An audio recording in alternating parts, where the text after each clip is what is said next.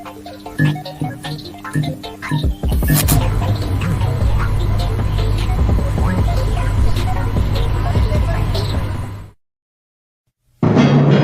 Jeff Meacham Network's Multiverse of Media. For over 15 years, the recognized symbol of excellence and the standard bearer in coverage of sports and entertainment.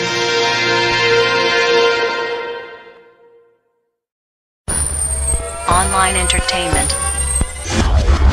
NoDQ.com. NoDQ.com.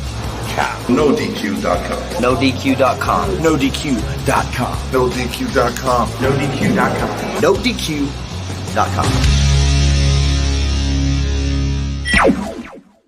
The people I know more about me know this. I am just a simple man and a lifelong fan of professional wrestling. Damn it! Whether it's the NoDQ Galaxy, the Jeff Meacham Network, the AEW crew, Indie Force, or anything related to For the Win Productions, the gears of wrestling keep on turning, and we are here to give our thoughts, previews, and predictions. Good day to you all, and welcome to our panel for this week's Simply Predicting.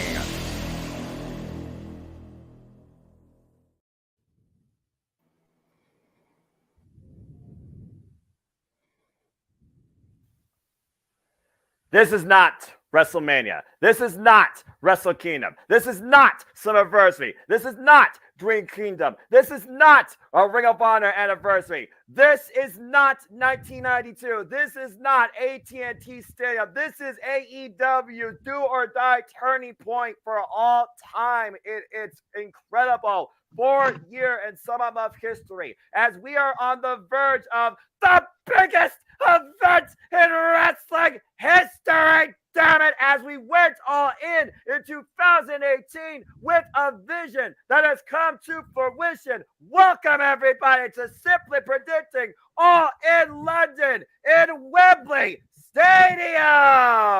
Hello everybody. Welcome once again to Simply Predicting. You know what this is, for I'm the simple man of the simple brand, the voice of the JMN, and my name is Noel Foster. And with me tonight is a fantastic six, one that is hangry, but he'll be here shortly. I have the renegade of the Wyatts, JJ Wins. I have Jeff Chadwick. I have Justin back from Full Gear last year. And of course, the man that predicts in all the leagues, Christopher Ross. Shout out to everybody that's tuning in, whether live or on demand. Please subscribe, comment, and tell a friend. Shout out to everybody in the chat. And if you want to try and dictate the conversation, you know what to do at Cast AG Studios. Super chat, it's as simple as that. We understand that something else and other activities are going on too, so please respect the forum here. Stay on topic. And if something's going on your screens, please remain hashtag spoiler free as we might engage in those festivities beyond this video too. And we'll definitely talk more about that here in a moment. Good to see you, Daniel. And thank you, Jamie, for tuning in. Hola.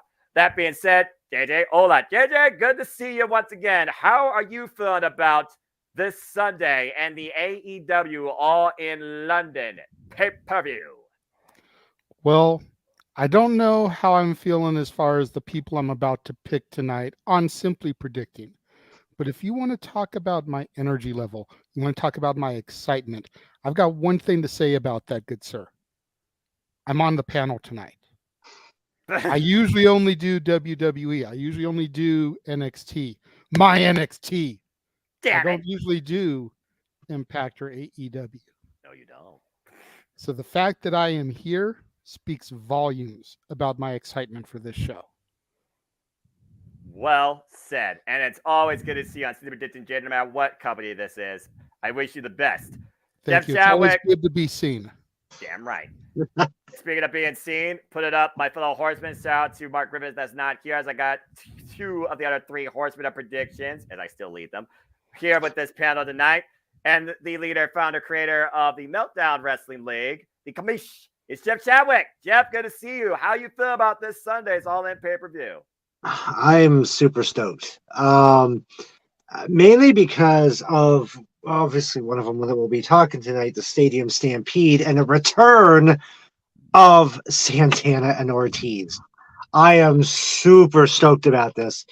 So I'm looking forward to it. I think it's going to be a kick-ass card, top to bottom. I don't see any chance to go to the bathroom in this pay-per-view. Like, they're usually every pay-per-view has a bathroom match. I don't see one. I really don't. So it's either do it before or suffer. Test of endurance, to say the least. And we'll That's right. see how much a guy that I know is also part of your, panel, but also he could be friend or enemy. He's back from Full Gear, folks. Please welcome back Justin Washashini. Apologies if I butchered that, but I tried my best. Justin, go ahead and mute your mic. Talk about your excitement for this tonight's preview. Good to have you back on City Predicting. You almost got it right, and don't worry, it's Italian last name, so everybody gets it wrong. I figured. How am I feeling about this pay-per-view? You know what? I'm gonna be completely honest with you. Please. This whole entire build, besides the Adam Cole and MJF thing, this whole entire build sucked. Completely sucked. Why? Because Tony Khan didn't start this build at Forbidden Door when everybody should. He started it, 4 weeks before the pay-per-view? Yeah, give or take for some of the matches. A couple of them are literally the week of or the week before. Don't get me wrong. I'm still excited for this pay-per-view. This build just absolutely sucked. Absolutely understandable. Honest statement. As again, I appreciate simple honesty here on Simply Predicting. That's what this forum's all about. And again, speaking of being honest, you could definitely tell where Christopher Roth's heart is and head is, and I respect that. You will not get Tourette's from him, but you might see him off camera. But let's go ahead and get his opening statement before I send him back to what he is diving into. Christopher Roth, good to see you once again. Predicting. I know you're of two minds, my friend, but I was glad to let you in here once again. How you feel about this Sunday's pay-per-view? Oh, I'm feeling good about AEW All In. I'm ready for this event. This is the biggest wrestling show in London. It's going to be an awesome event. Please say yes to NoDQ.com. And Bray Wyatt, this is for you, buddy. Oh, we know it's going to be. Every company so far has given a tribute screen. Again, thank you everybody again for tuning in. Good to see you all once again. Again, folks, hope you enjoyed the conversation. Here's a real quick shot at the No DQ All Elite leaderboard right now. It's James that's leading. I'll be damned. Followed by Jeff Meacham, the West Coast Professor, Big G, Mikey T, and JJ. Hey, you're beating Colin, TJS, and Jerry. And damn, I suck. And here's to the Galaxy. Here's the top of the All Elite roster because the Galaxy goes much further than one page. Nick and Sean Bully are right now holding it down for first, while Ashley is very close behind Christopher Rotz. He's right there on that same page, though, so don't count him out, along with the other horseman, Mark Griffith. So good job, everybody. I hope everybody continues participating. By the way, it's just outdated graphic, but the scores are current. All right, so without further ado, gentlemen, let's get right into it. For those that don't know, AEW All In is available on Bleacher Report and also other preview providers internationally and globally. Go figure. And it all starts with a 0 hour. And the 0 hour will occur, get this, Sunday noon Eastern Standard Time, with the preview going live 1 p.m. Standard Time. That's right, folks. You're getting an afternoon pay-per-view on a Sunday, too. That is not the acclaimed mic drop. That is just a fact, Jack. So I hope you all can appreciate that. So let's go ahead and talk about the 0 hour. I don't have a graphic for it, but I don't think it needs a graphic. I'm just going to open up and simply see if someone disagrees with me. FW Championship's on the line as Jack Perry. For those that didn't watch Collision, spoiler in 3, 2, 1. Hook was the guy, part of the 8-star tag, and he basically, his side got the win. It was more of a statement sent to Samoa Joe, which we'll talk about here later. But basically, the FW Championship has not been retired, thanks to Hook coming back and preventing Jet Perry from doing it. Bottom line, it is Jet Perry versus Hook 2 for the FTW Championship. This time, Hook coming in as challenger. I don't know how much chips are popular in the UK, but I'm going to simply say this. This heirloom needs to be retired. For Pete's sake, for both men to try and do anything different. I'm actually going to say, even though he just turned heel, what else right there connects with Hook besides this? It's the freaking son of Taz. I'm saying Hook wins it back. So that being said, before we move on, does anybody have a disagreement? Going once. Oh, Jeff? Yeah. The reason why I disagree with that is because we have been hearing rumors that Hook may be going to a rival company. I know that Taz wants him to go to said rival company. He can't go to said rival company being the FTW champion. So I look at it this way, and this is how I see it. Now, I'm probably wrong, but this is a good idea of looking at it. Okay. Jack Perry keeps the title. He can do a couple of different things. One, he could toss the title away, kind of like what Shane Douglas did at the old ECW championship that he won. He tossed it, and I think that would eliminate the FTW title, like toss it in the rubbish or toss it, whatever the case may be. Another way it could end it is Jack could attack Taz with the title and leave the title with Taz. So there's a couple different roads they could go down with this. I would like to see Hook win it, but I have a feeling that Jack Perry is going to keep it, and something's going to happen where the title will be no more after All In. And you could very well see Hook in that said rival company soon. All right, fair enough. I like the fact this match so far has a point on each side. Speaking of points, speaking of those that filled out the form so far, you can find it on Twitter. You can find the comments here on this YouTube video. Find it on my community tab. Find it on No DQ's prediction panel video as well. Shout out to those that put in their picks so far, including Not Limited to Maddie Hawkins, Sophie, Corey, Dwayne Atkinson, Rodney, Kimberly, Manny O, Charlene, among many, many others. Hope you all are having fun and enjoyed the show too. Looks like more people are actually going with Hook to regain. 63% versus 36% for the current champ. It's 21-12. So we'll see what happens. Which side do you all agree with? Let us know in the comments. And again, if you want to do the conversation, super chat's as simple as that. All right. The only other match they booked for the buy-in, I like the fact the buy-in's not overloaded with matches, so it means the matches might breathe more. This one needs to breathe particularly, but I digress. And Justin, welcome back, James. Justin, you will start off course for this opening argument for this match, as it's the only other match in the 0 hour, but probably the most important match to set maybe everyone thinking for the rest of the night, baby. As the Ring of Honor World Tag Team Championships are on the line as Aussie Open.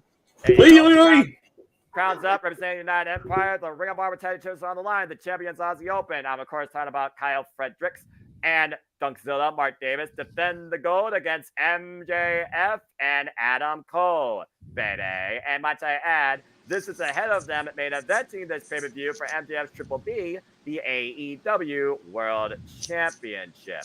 Justin, the floor is yours. Take your shot at this match. Who do you got leaving with the ROH tag straps?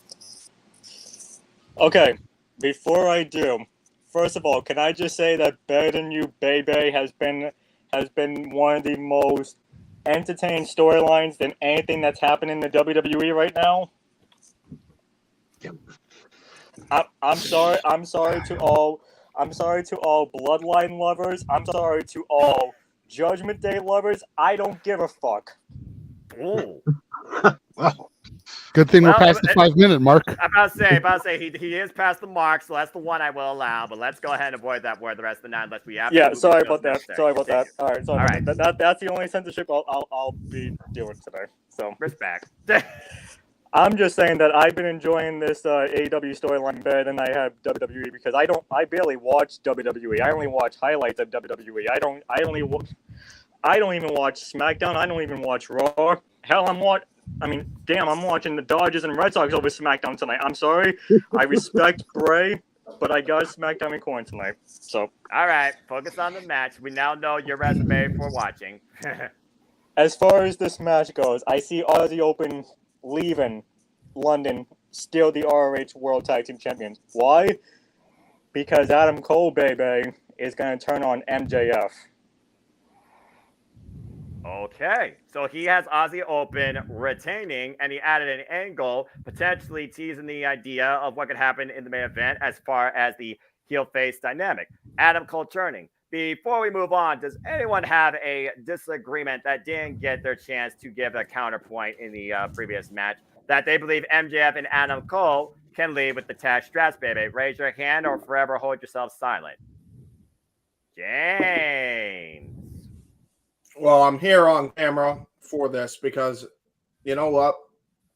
I'm actually going to go with the most wild card pick. I think, without thinking, when I did the predictions before, I picked Aussie Open to retain for very similar reasons. But the thing with what MJF said resonates a hell of a lot with me on Dynamite this week. And somehow, some way, I think he's actually going to live up to his word, and I don't think we're going to see anybody turning on anybody. I'm picking Friendship winning. I'm going to go with Adam Cole and MJF to win the Ring of Honor tag titles. I'm going with it. I'm going with it. I somehow they're going to pull it off because to me, Aussie Open's already a made, established team already. They've already accumulated a heightened status since they've arrived even before AEW, and they have won so many titles. And for as long as they've been around, they've already kind of gotten themselves over. So they don't really need to hold the Ring of Honor tag titles for that long. That's a fair point. I think MJF and Adam Cole is such a lightning in a bottle thing right now. You have to hold on to that. I think there's something unique and different about this story they're telling. It's unlike anything we've seen in wrestling, and I want to see how creative they can get with it. I won't be mad if Adam Cole, does what Justin says and turns on him. I won't be mad if it's the other way around and MJF goes back to his devilish ways. Either way, I'm invested in what they're doing, and I'd be okay if they continue that story. So there you go. Okay, fair enough. I like both sides' arguments here, and let's see what everybody thinks so far. 26 people have the champs retaining, but you're not alone, as 7 people agree with you that Friendship could overcome Aussie Open trying to take over the world. All right, good counterpoints so far from both sides. Again, the rest of the panel, by the way, if you want to acknowledge me for your predictions, just put them in the chat. I am writing them down or fill out the form. All right, let's go ahead and keep moving forward here. Before we do, I see Daniel did have a comment here. Aussie Open, but I will be surprised if Adam Cole and MJF win. And Cascading Studio CEO JJ Williams, the Renegade, said, "Put me down for better than you, baby." Duly noted. All right, guys, let's go ahead and get into this main pay-per-view because they gave us a stacked card, and I'm going to go around the horn till we get to selected matches. And I think this time, JJ, I'm putting you in the hot seat for this one because it's funny. We talk about everything AEW has done in both environments. You got exploders and colliders. Why don't we talk about the collider going into a freaking collision to define legacy? Quote unquote, maybe. Is he going to get killed? You tell me, JJ. As CM Punk defends the Real World Championship against Samoa Joe and CM Punk versus Samoa Joe 5. After Samoa Joe didn't get the answer he wanted from CM Punk, he forced his own will on the Second City Saint. And then the Golden Vampire put Samoa Joe to sleep and further raised the ire of the, I believe, longest reigning Ring of Honor World Television Champion, if not about to be. So, JJ, the Real World Championship, who leads with the quote-unquote title and, more importantly, the legacy? I got 3 words for you. It's clobbering time. All right. CM Punk is going to take this because at the end of the day, we need to get back to Punk and Max to determine who the real world champion is. Period. Short, sweet, simple, and to the point. We have CM Punk retain the quote-unquote Real World Championship from our opening argument. Before we move forward, does anybody have a disagreement argument? The floor is yours in 3, 2, 2. Oh, unanimous. Let's go ahead and see what we got going on here with the poll. For the Real World Championship, there are a few people that want Samoa Joe to put CM Punk to sleep. Once again, it is 7-26, as 26 have the champ retaining, including you, JJ. And it looks like Daniel also agrees with you here in the chat. Appreciate your takes here, Daniel. CM Punk for the win, and Seth MJF for CM Punk to unify the AEW Championship and quote-unquote Railroad Championship. I find it interesting that he did not put down a date or a show. JJ, I was just going to say, let me go ahead and make sure that I state, I don't want them to hotshot this. This does not need to happen at All Out in a week in Chicago. That's going to be Punk's home turf. It needs to be done in neutral ground. There we if go. anything, I would like to see Punk Joe 3-2 technically at All Out, with Punk sweeping this series much like Joe did in Ring of Honor. Then come Full Gear when it's a year removed from Max becoming champion. You have champion versus champion. I like the champion who never officially lost the belt. Mm-hmm. The champion who beat the interim champion because Punk had been stripped post Brawl Out. All right. Good stuff. Christopher Ross making his voice be known. He also is going with Aussie Open, Jack Perry, and CM Punk, which seems to be the common consensus, or the majority-based consensus. All right, guys, good stuff. Let's go ahead and keep moving down this card, and I think we'll switch gears once again from singles to multi-person affair. And I think I will change it up from something that's not about a championship, but might have a deeper grudge, remains to be seen. James, since you're back on camera, I'm going to put you in the hot seat for this one. You have the opening argument and prediction for this trios match, where we once again wonder if the Don Callis family is going to try and take the E out of All Elite, as it's Kenny Omega and his golden lover Kota Ibushi alongside Heyman Adam Page, taking on Konosuke and Takeshita, Rock Hard, Juice Robinson, and Switchblade Jay Lethal. And honestly, you could call it back to 2018 when it comes to Jay White and Kenny Omega. But, James, I'm just going to say this for the record. There's a reason why Kenny Omega and Takeshita, I think, are in the center on each side here. The floor is yours, James. Who you got winning this trios match? Very simple and to the point. I believe that the Elite are going... Actually, no. That was my original pick. I'm sorry. My mind's all over the place, to be fair. I originally went with the Golden Elite. But the more I thought about it, the more I could see them going the heel route with Bullet Club Gold winning. And I go about it in a couple different ways. On the opposing side, you got the first factor, which is Konosuke Takeshita is a hell of a rising star right now. Absolutely tremendous talent that they have been pushing to the moon, as One Camera Grass would say, ever since he arrived in AEW in an excursion from DDT. And they really thought highly of him to the point they signed him, and I think that they're definitely going to want to give him a big win here, so that way they can have the singles match that probably will happen at All Out the week after. The second thing, in my opinion, is you want to get a win column on Bullet Club Gold's thing.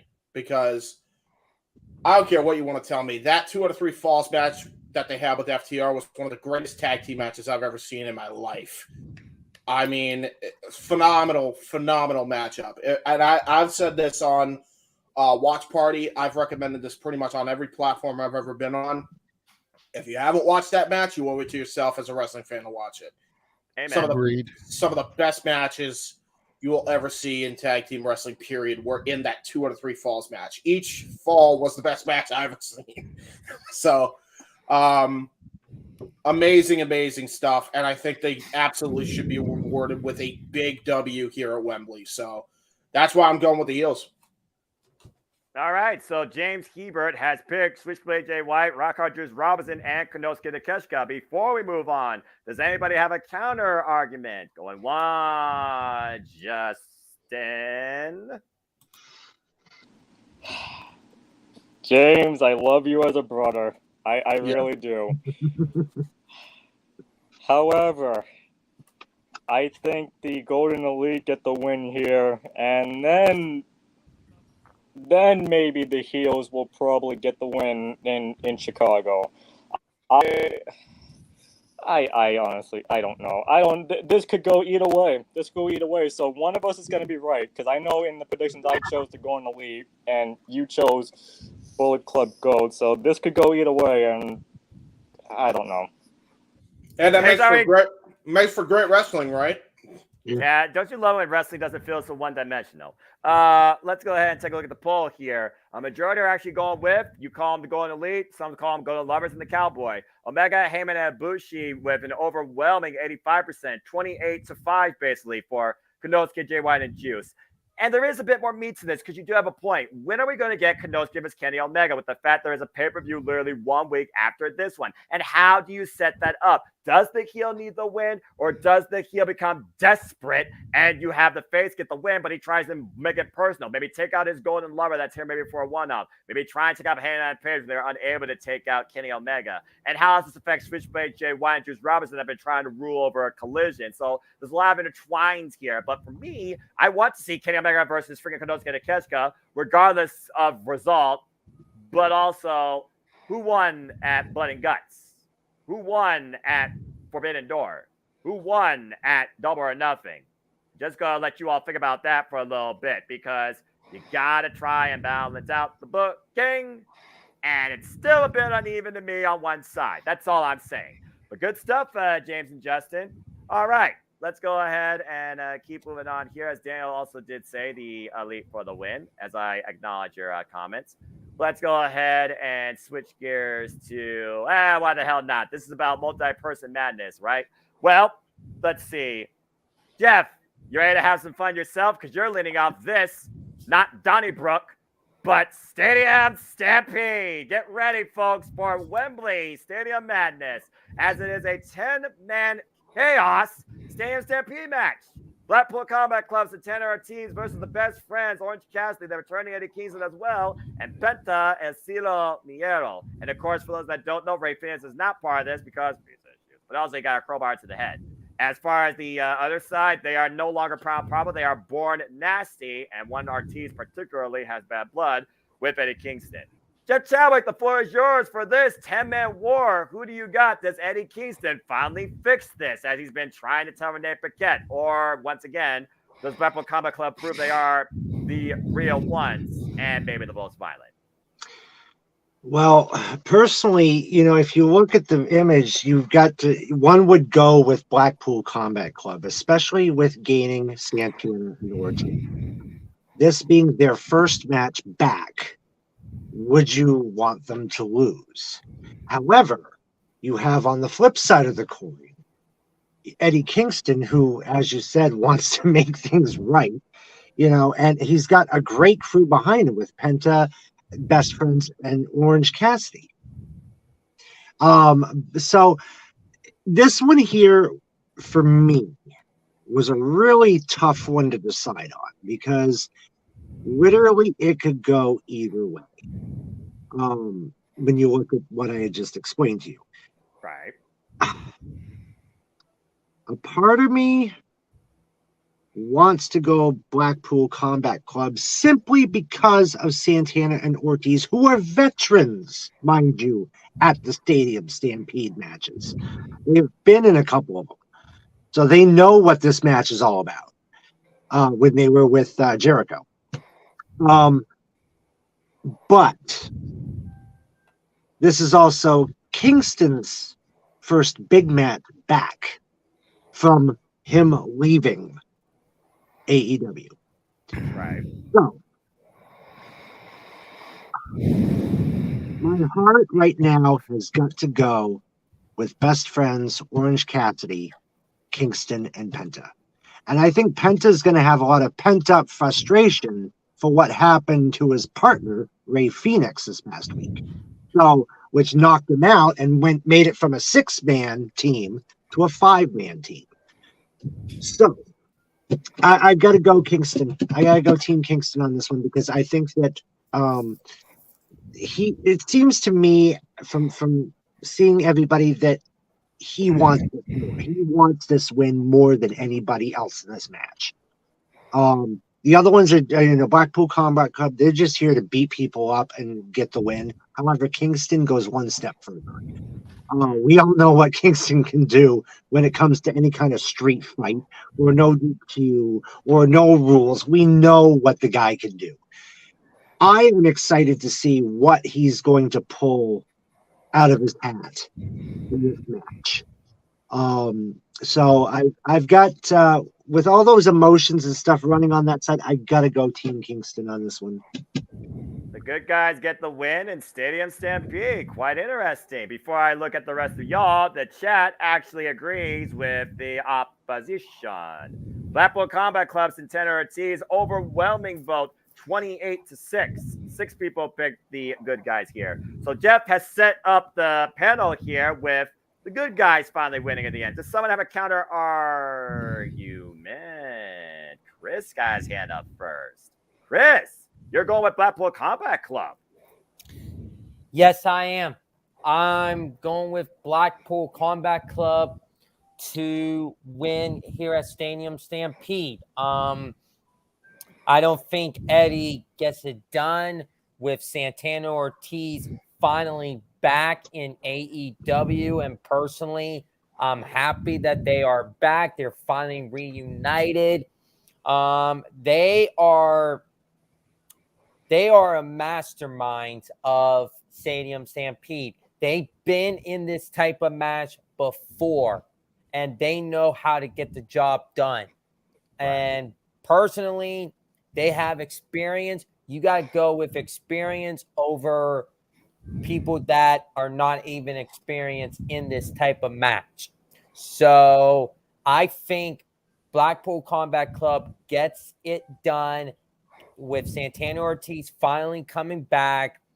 And if we're looking at All Out, maybe we get to see Jon Moxley versus Eddie Kingston.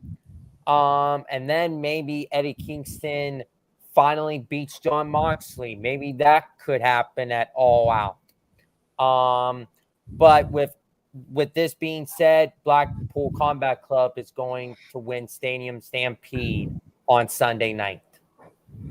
I have been waiting, and we talked about even at Forbidden Door, JJ, that we've been waiting for Jon Moxley at Kingston. We saw how far the tension, but the friendship still seems to be there, particularly with Eddie Kingston when it comes to these two. Now it's Stadium Stampede, and again, Renee Paquette wants Eddie Kingston to fix this, quote unquote. Eddie Kingston is going to fix this, quote unquote.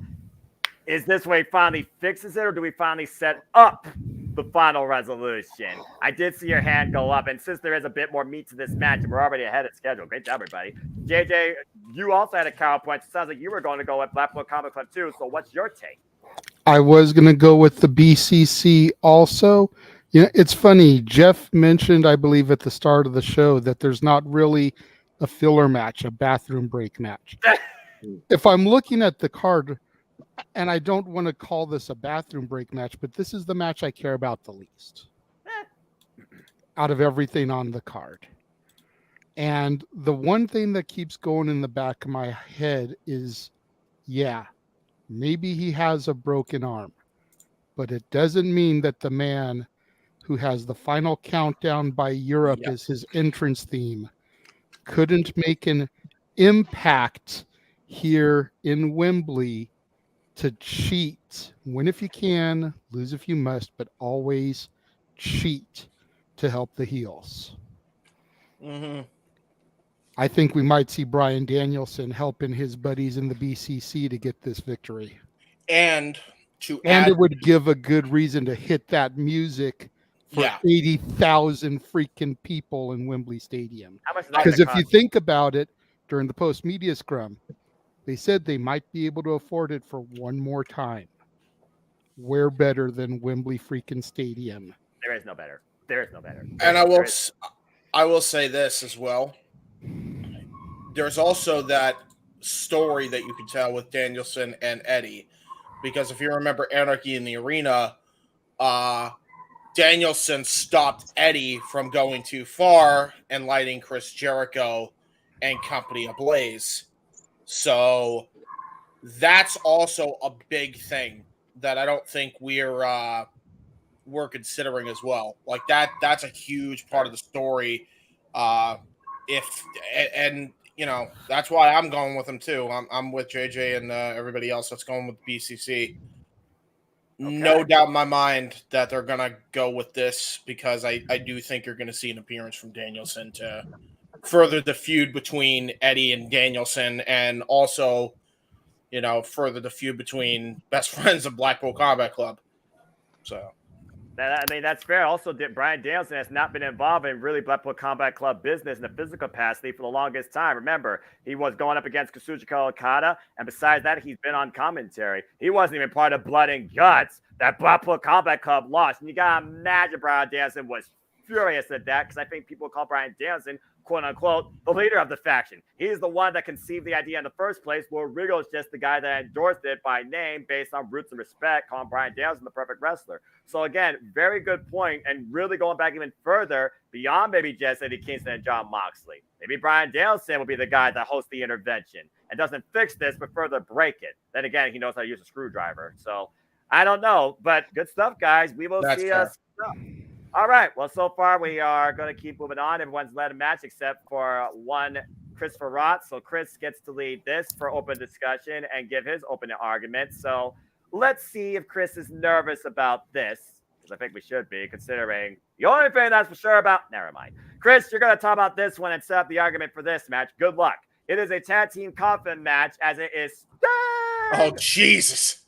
and Darby Allin taking on Strickland and Christian Cage, and might I add, no matter what right now, book the following week at All Out. It's Darby Allin versus Luchasaurus for the freaking TNT Championship, trying to restore it to proper glory. Chris, the floor is yours to open the argument for this. Who do you have winning this, I think, first tag team coffin match? Well, this is going to be an interesting match. We got the first tag team coffin match. And personally, why in God's name Christian Cage has the TNT Championship around his waist, around his shoulder, if he's not even the champion? The world may never know. Personally, Luchasaurus is the champion, not Christian Cage. Luchasaurus dethroned. Who was the TNT Championship? I think I forgot. Wardlow. Damn. It's just been one of these weeks, so just bear with me. You're fine.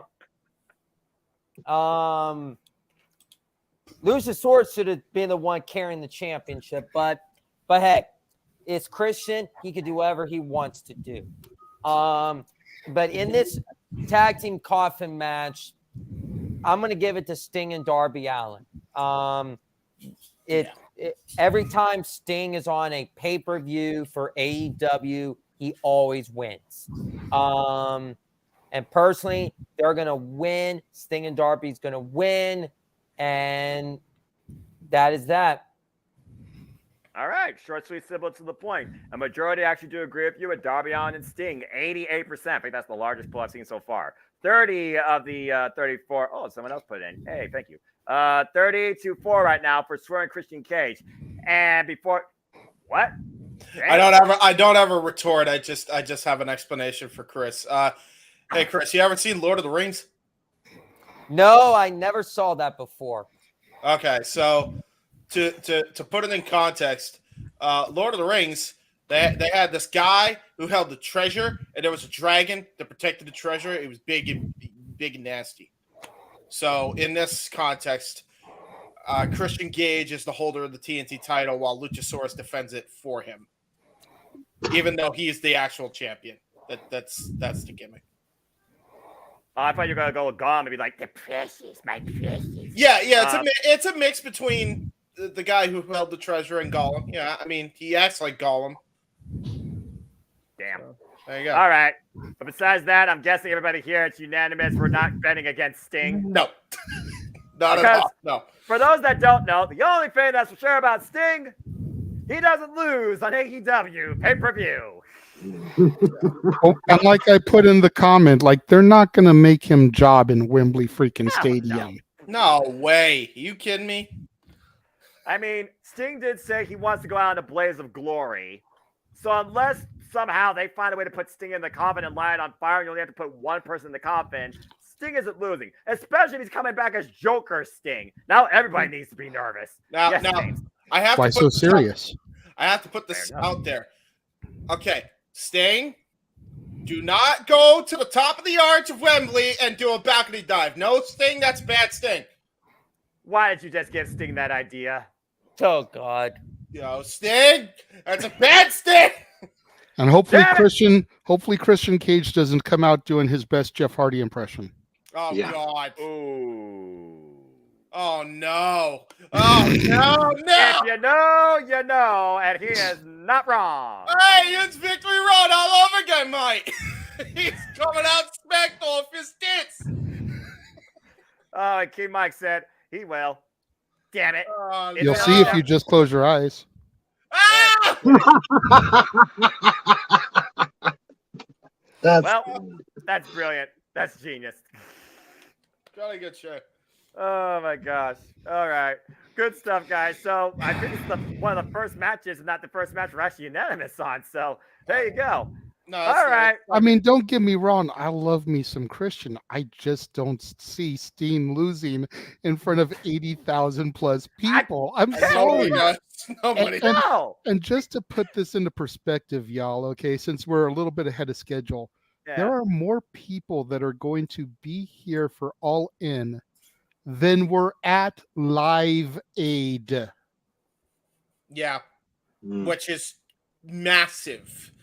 That they Live rolled Aid that only right. had 72,000 in Wembley.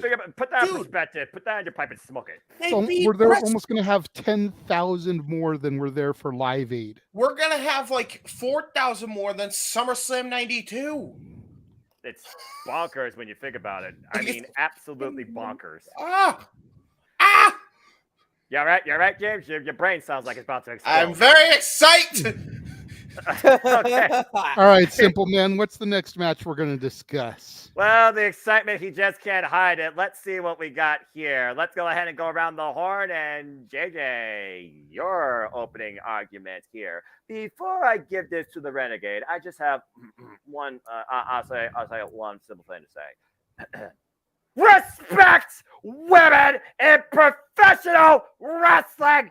Damn it! But I digress. Do it freaking better, WWE and AEW. Why can't you follow Impact Wrestling Knockouts Division example? The freaking World Champion and the Knockout Tag Team Champion and the freaking intertwined with Stardom going after this freaking Strong Championship. But no, you only can book them in a freaking 5-minute picture. God, look at freaking fluff up aggressive in a Barbie Dream House shit. And you gotta give me this nonsense in WWE. We only can book about 25% of your damn women's division to the point that Becky Lynch is making lemonade.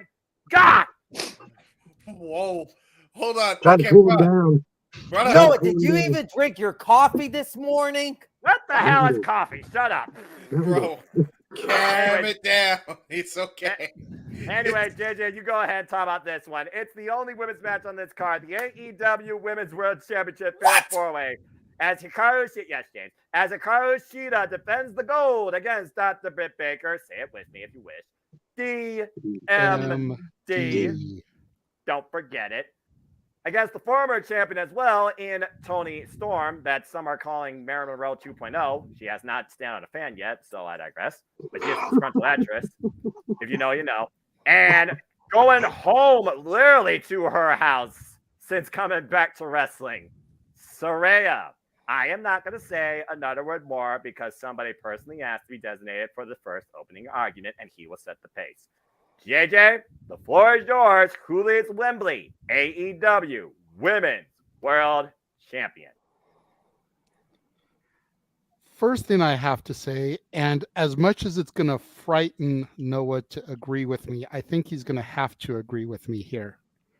They've booked Karen Jarrett better than they've booked the 4 women in this match. Yeah. Yeah. Admit it, bro. Yeah. Admit it. I can't. I can't. The other thing that makes this so painful for me is as happy and as joyous and as elated as you were that Chris Statlander came back. Yes. They don't even have her on this freaking show. That pisses me off so much. But I'd be willing to bet you that if my girl Jade still had this belt, as hated as she was by some of the fans, she is a star. She would have been on this card. You're not wrong. It pisses me off because, like, how do you not have something for her? So, that being said, and making those 2 points as far as AEW's women's division, the fact that the TBS champion is not considered star-worthy enough to be on this show, but the former champ 99% chance would have. The fact that Karen Jarrett has been booked better than the 4 women in this match. Bottom line is this, and it pains me to say it. Hikaru Shida equals transitional champion. Saraya leaves Wembley with the belt. Well, we got 4 people here, and he has picked the homecoming girl. Does anybody? Justin, you're first. Okay, JJ. 2 things. 2 things. One, I think the reason why they didn't put Chris Statlander on the show is because they're trying to save everybody else for All Out in Chicago the week after. I understand. I understand they should have the TBS champion on the show. I understand it, but I think they're saving it for All Out. As far as Saraya walking out with the AEW Women's World Championship, no. I got Hikaru Shida walking out with the women's title. So we got 2 so far. JJ has a. I'd like to know why you feel that way, because that's fair, yeah. All I look at when I see this match is Saraya, title in one hand, middle finger to WWE with her other, because they were not going to clear her to compete. Damn. And here she is at the biggest wrestling show of all time, bigger than their WrestleManias, in her home country, on top of the world one more time. Okay, that's even a fair if point. she just loses it the following week at All Out, she had that moment. Okay, that's a fair point. That is a fair point. All I'm saying is, I'm just predicting that Hikaru is going to walk out as AEW Women's Champion. I'm not saying that it's actually going to come true, because like everybody knows, AEW is so unpredictable that we don't know what's going to happen at this show. To a degree. That's fair. And unlike WWE, AEW seems like they enjoy giving those feel-good moments to the hometown heroes more than WWE, who traditionally screws the hometown hero. And JJ, you and I also have talked about the state and identity of women's wrestling in the industry. You even said it yourself. WWE has the quantity and the quality. They lack the booking capacity in a respectable manner, to the point your NXT has more going for its women's division than Raw and SmackDown combined. Which is a damn shame. Yeah, I know. AEW has the potential, but they lack the depth. And they aren't pushing that potential to a higher capacity on their on-screen product on a weekly basis, which is also a damn shame. And I still say if Jamie Hayter was clear, I'm a hater, this would be her moment. And that's still to come. And then we talk about Impact Wrestling. That's the standard on the Western Front that books not only singles, but women's tag team wrestling and grudges right to a degree. The roster top to bottom in some sort of storyline carrying capacity. And then, of course, Stardom is always going to be the forefront, but that's international and that's an all-women's promotion, but I digress. So far, we got a Saraya and we got a Shida. Does somebody have a Brit? Yes, JJ. I just wanted to address Daniel real quick, and then you can throw it over to Chris, because I saw his hand. Yeah. I would not have liked this match better if Karen Jarrett was in it. Despite my words on these streams with Noah involved, I am not a huge Karen Jarrett fanatic. I just do it to get under his skin. But facts are facts. She's been booked better than these 4 women have in recent months. I agree. But screw Karen! Anyway, Jeff, all right, man. I saw your hand. What's on your... Wow, I'm botched. Chris, I saw your hand. What's on your mind regarding this 4-way? Are you actually picking Tony Storm or Britt? No, I'm going with I'm agreeing with my buddy JJ Williams. I think they're gonna give it to Saraya for because this is her home country of London, England. And personally, it will be a slap in the face to WWE and saying, hey, you didn't clear me, you didn't focus on me. I want to be champion. Here I am. I'm on top of the world as AEW Women's Championship. And personally, Saraya is going to become the new AEW Women's Champion this Sunday. I agree. I agree with everybody picking Saraya at this point. All right. Well, so check out. I mean, yeah, we had a Saraya, a Shida, and then we got 2 other Sarayas here. And the poll, oh, this is interesting. I love it when and I also will say this when it comes to the AEW Women's Division, JJ. Yes, it's undermined with these 4, but honestly, Fatal 4-Ways is kind of AEW Women's Division bread and butter when it comes to the strongest showcase of what's to come. Think about the tease of the turn with Britt Baker and Jamie Hayter. We got 2 outcasts involved here, and at the end of the day, only one can claim the prize. They can't both be flawless. Just saying. Let's see here. She has only half of the vote, but she is the majority, actually, 17. The second runner-up is Saraya with 12 of the votes. Tiebreaker DMD has 4. Ouch. Tony Storm only has 1. King, I know that's you from ATW. All right, because, again, this match is so dynamic. We're ahead of schedule. Jeff, you going against Saraya? Do you have an argument for Sheena? No, Are you gonna I just want to add one tiny little thing. Little thing to this. All right. JJ had made the point of, or someone made the point about maybe the Outcast like cracking. Saraya pins Tony. Mm-hmm. That's how she wins the title. Damn. There you go. Well, I always say in triple threats, JJ, what do I always say? There's a buffer and a fall person. But this is a fatal 4-way. So you got buffer, fall person, and story filler. And I get it. Britt Baker was on 2018 Originals All In. He might as well carve the face of AEW's women's division, but he was the first signing, quote unquote. Hikaru Shida, credible champion, got her moment on 200. Didn't get the run she wanted last time in front of nobody. It was pandemic. She lost it in front of people. Now she might lose in the largest crowd in wrestling history.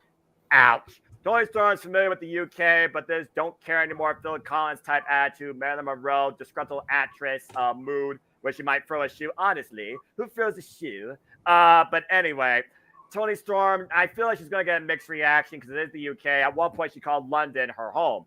But Saraya, I would argue say Saraya next to someone else we're going to talk about from the area, probably will get the biggest pop of the night in the opener. And if she wins, that stand might need to be reinforced. So I do get everybody's arguments here. So again, good stuff. We'll see soon enough. I feel like at least if nothing else, there's at least some intrigue to seeing who wins. If nothing else, the women put up a shot time in Wembley. Go longer than 10 minutes. That's all I got to say about that. All right. Well, Justin, I remember how disgruntled you were at Full Gear when we got into the antics, but guess what? You're going to talk about them anyway, because guess what we're going to talk about, folks? AEW! The Acclaim will arrive. We're going to talk about the Trios Championships. And is it badass Billy Gunn's time to have one last moment in the sun? Or will it once again be inadvertently the House of Black saying, suck it? Trios Championships on the line is the longest AEW Trios Champions in this company's history. Defend the gold. It is the House of Black. Malachi Black, Brody King, and Buddy Matthews with Julia Hart.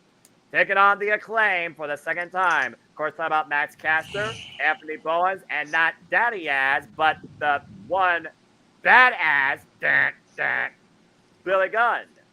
All right, Justin, you're on the bubble for this match here. Do you have new AEW Trios champions in Wembley?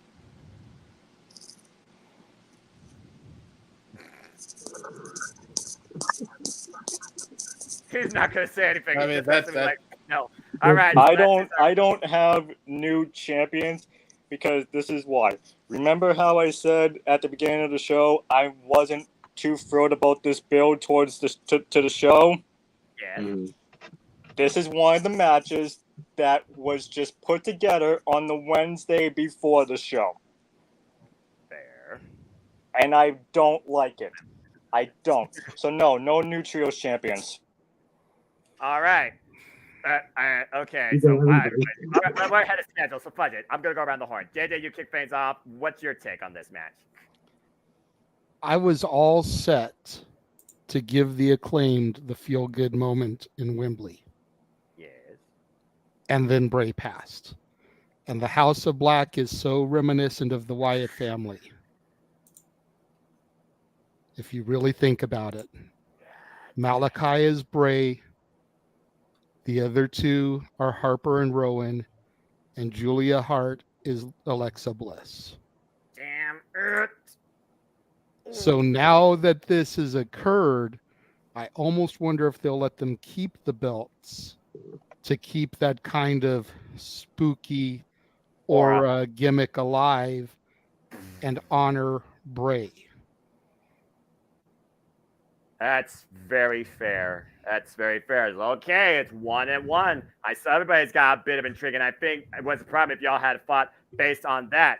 Let's keep going around the horn. Jeff, you're next. Who's your pick in this Trios Championship match?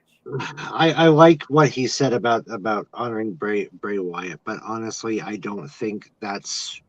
I mean, I think they can honor them throughout the rest of their careers. It doesn't necessarily need to be in London. They already do that. I've got Acclaimed. Daddy Ass is back. Can't have him lose when we thought he retired, and now he's back. You can't have him lose. And the Acclaimed have been this close to picking up those titles. Sunday, they will pick up those titles. I have the Acclaimed and Mr. Ass himself winning it. Okay.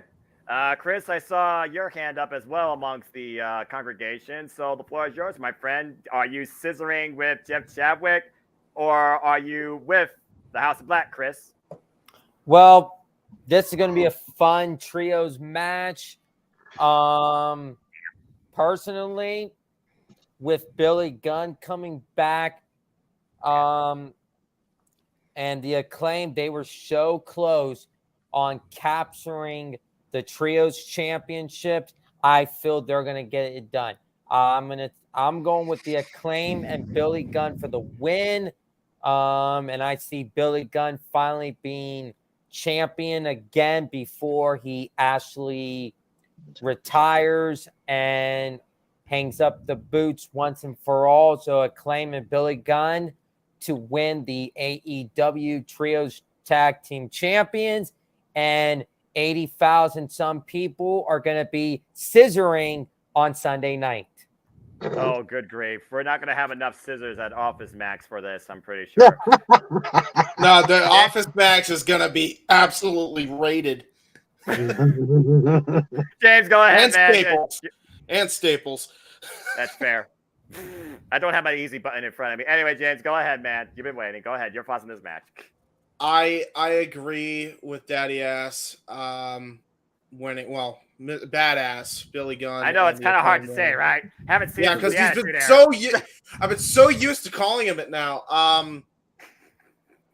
That was one of the most impassioned promos I've ever seen Billy Gunn cut on Wednesday. Mm-hmm. As last minute as it, like everybody says it's last minute. Justin mentioned that, but there has been 2 matches, and this has been on and off. And while the match wasn't announced until the week before, this build has been going on since their first match. When was that first match again? It was a few weeks ago on Collision. Was it a few weeks ago? No, there was a match before that. Yeah, there was 2, because they had a match. Oh, that's right. Double or nothing. It goes on double like or that. Double or nothing. nothing. So this has been going on for a very long while. And the story isn't necessarily about just the House of Black versus the Acclaimed.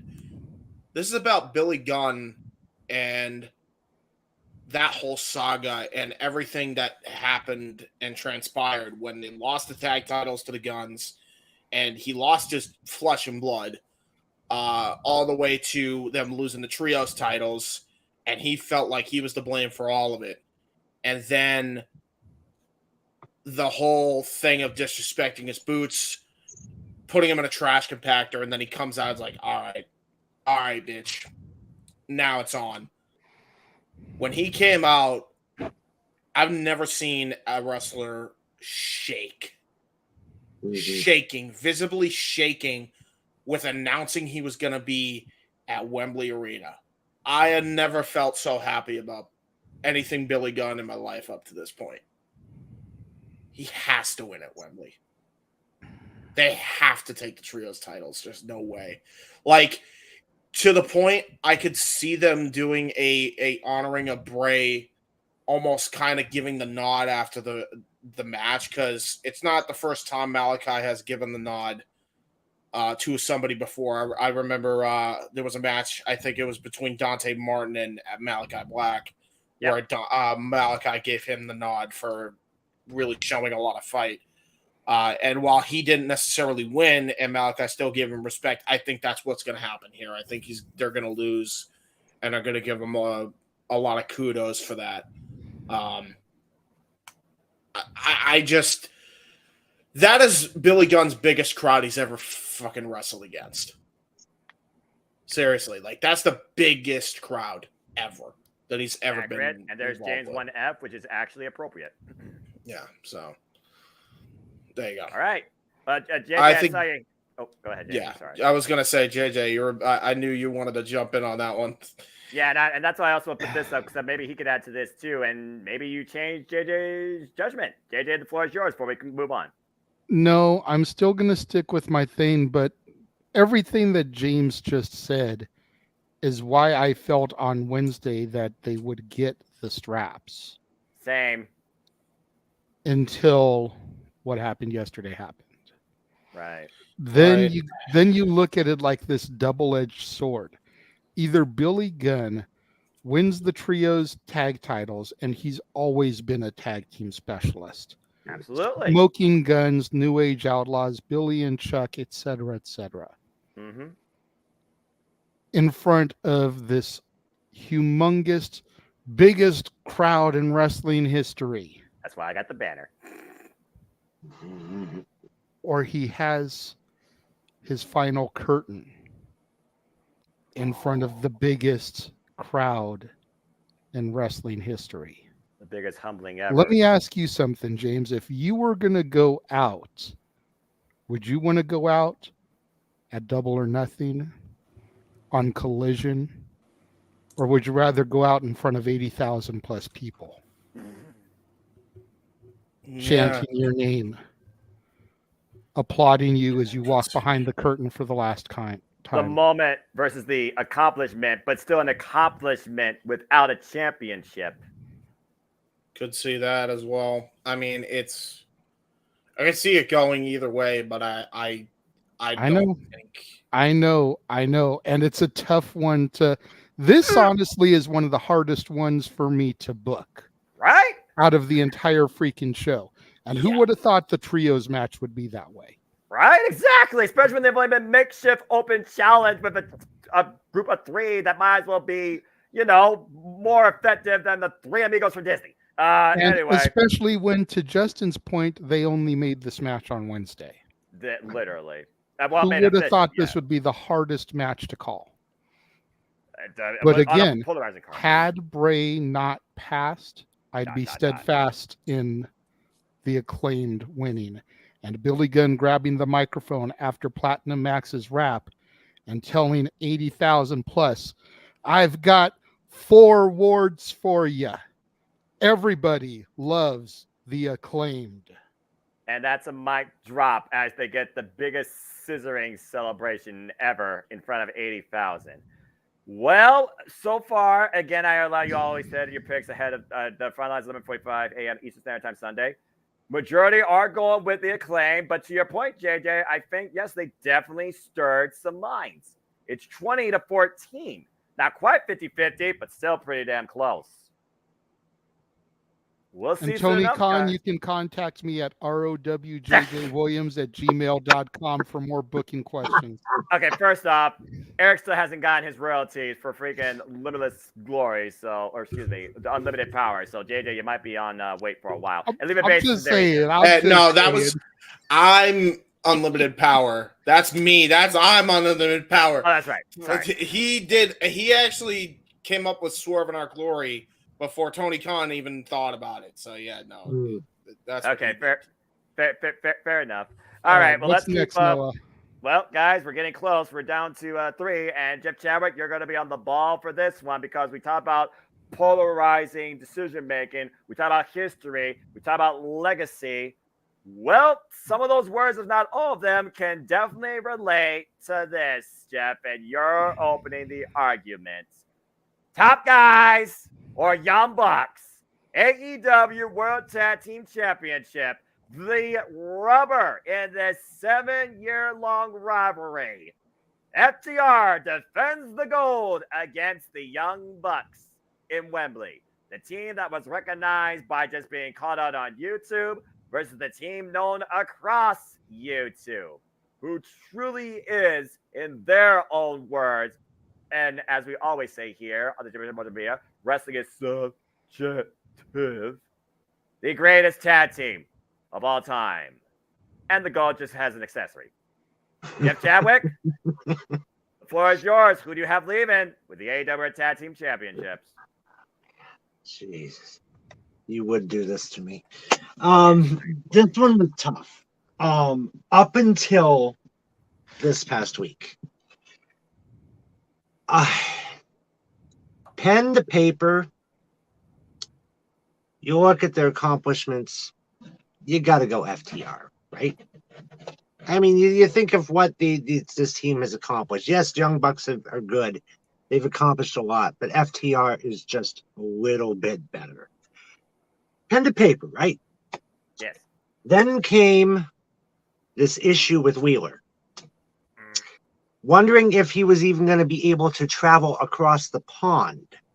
Yeah. Because of what had happened. With that said, Young Bucks leave the tag champions because something's going to happen with Wheeler. We may not see him for a little while because of this, what's going on. So this puts Dax on a singles run for now, which I actually wouldn't mind seeing Dax on a singles run. But, until Wheeler comes back. But I see with what has happened with Wheeler over the last week or so, I see that playing a factor in this match. As much as I hate to say it because I absolutely love FTR, I see them dropping the titles to Young Bucks. James, you've had your hand up the entire time, so the floor is yours, and then we'll open up to the rest because we're getting close here, and these are pinnacle championship matches. We'll see what I did there. James, go ahead. What's your rebuttal? I do want to point out from last I heard, Cash is free of all charge. I mean, he's still gonna appear in court, but he will not be going to jail. He already paid the bond, and he already's looking to make right with that. So I think he'll be fine. From what I read, I don't think he's going to jail anytime soon. So that is a factor. That said, because of that, I think FTR is actually going to retain because I don't see them taking the belts off them just yet. There's something waiting in the wings there, and especially now that they can kind of go full steam ahead with their plans, and Cash is going to be good to go. Because, from what I understand, even if he does get a charge, he won't get his passport taken away. He won't go to prison over this incident. He'll be fine.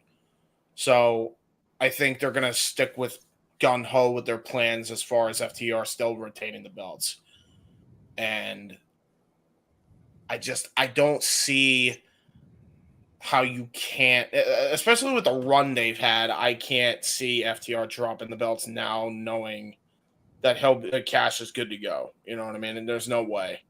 If this was this was way more dicey than we all thought, I'd be totally on Jeff's side here. But as it stands, and from what I read in that fucking case, because I was worried the match was going to be called off until he showed up Wednesday and saw everything going on there. Well, I thought it might have been on All Out.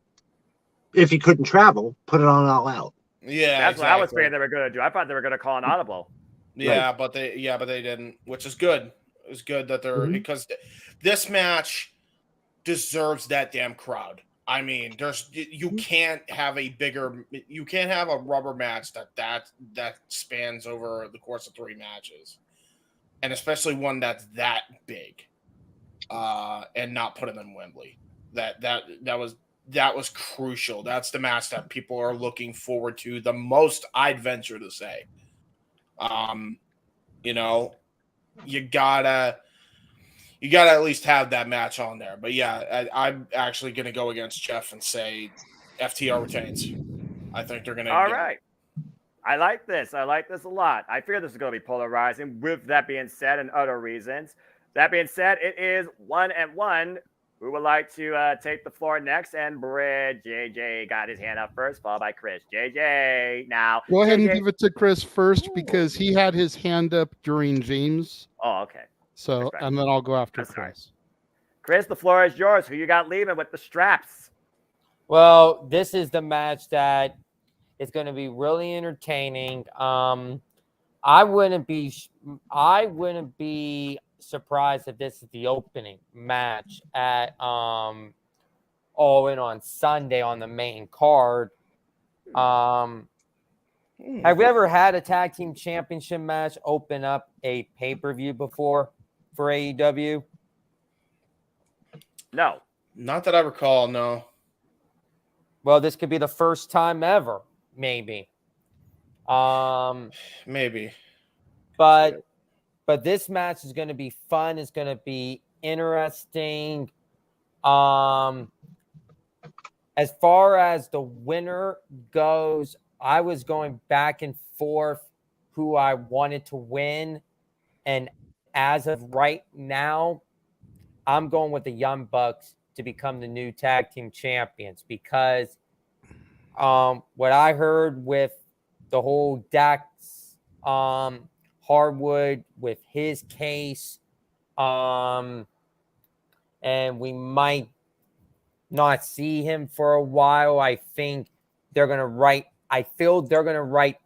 FTR off of television just for a little while until everything gets settled down, and then you could bring them back once everything gets settled with Dax and his case and what's going to be going on with that. I personally believe they're going to give it to the Young Bucks on Sunday. Before I let JJ, who let Chris go first, JJ go next, let me go ahead and give you the poll results so far, JJ. You want to know how polarizing this match is? It's literally 53 to 47%. Nearly 50-50. As far Doesn't surprise me at all. No, and as far as majority, and I mean that slimly, 16 to 18, 18 in favor of the Young Bucks. So JJ, who's your pick? I told you at the start of the stream that some of my choices might surprise you. Yes. This is the main match I was referring to. I feel like as soon as I say what I'm about to say, I'm going to need to run into the bathroom, grab my mouthwash, and rinse my mouth out. Oh, boy. I'm going with the Young Bucks here. And part of that reason is because I think back to the way not just me as a fan, not just necessarily us in this room as fans, but the way the wrestling community that I saw felt when, I forget which Uso it was, I think it was Jimmy, got busted with the DUI. Yeah. It was. And they were still allowed to win the tag team titles. Yes. And how pissed everybody was. Yes. I feel like, to take a phrase from Mo Camera from the review this past week, I feel like we need to keep that energy here. What Cash did may not have been as wrong as DUI. He still brought negative publicity towards Tony Khan and AEW. Mm-hmm. On the eve of the biggest event in wrestling history. Damn it. As much as it pains me to say it, Cash needs to be punished. Yes, you punished Dak too, which sucks. Big time.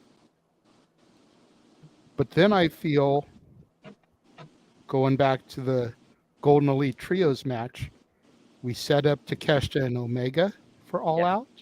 Yes. We have the Bucks versus Bullet Club Gold at All Out.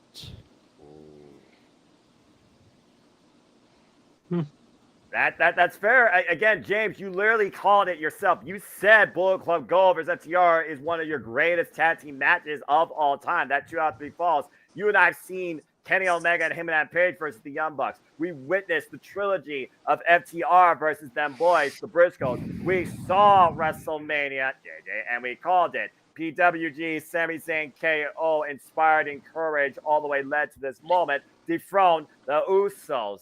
So, again, though, that being said, circumstances aside, we are talking about the legal system here, not that we're trying to get political. That's a whole different podcast.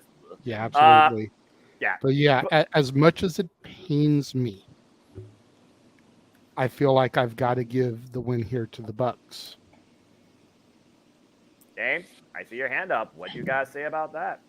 So, as much as I would agree with all of what JJ said, there was something that I saw where Tony did know this ahead of time before the arrest warrant was even issued. So this was made aware to him then. The thing that caught everybody by surprise is that he got arrested for it, including Tony Khan himself.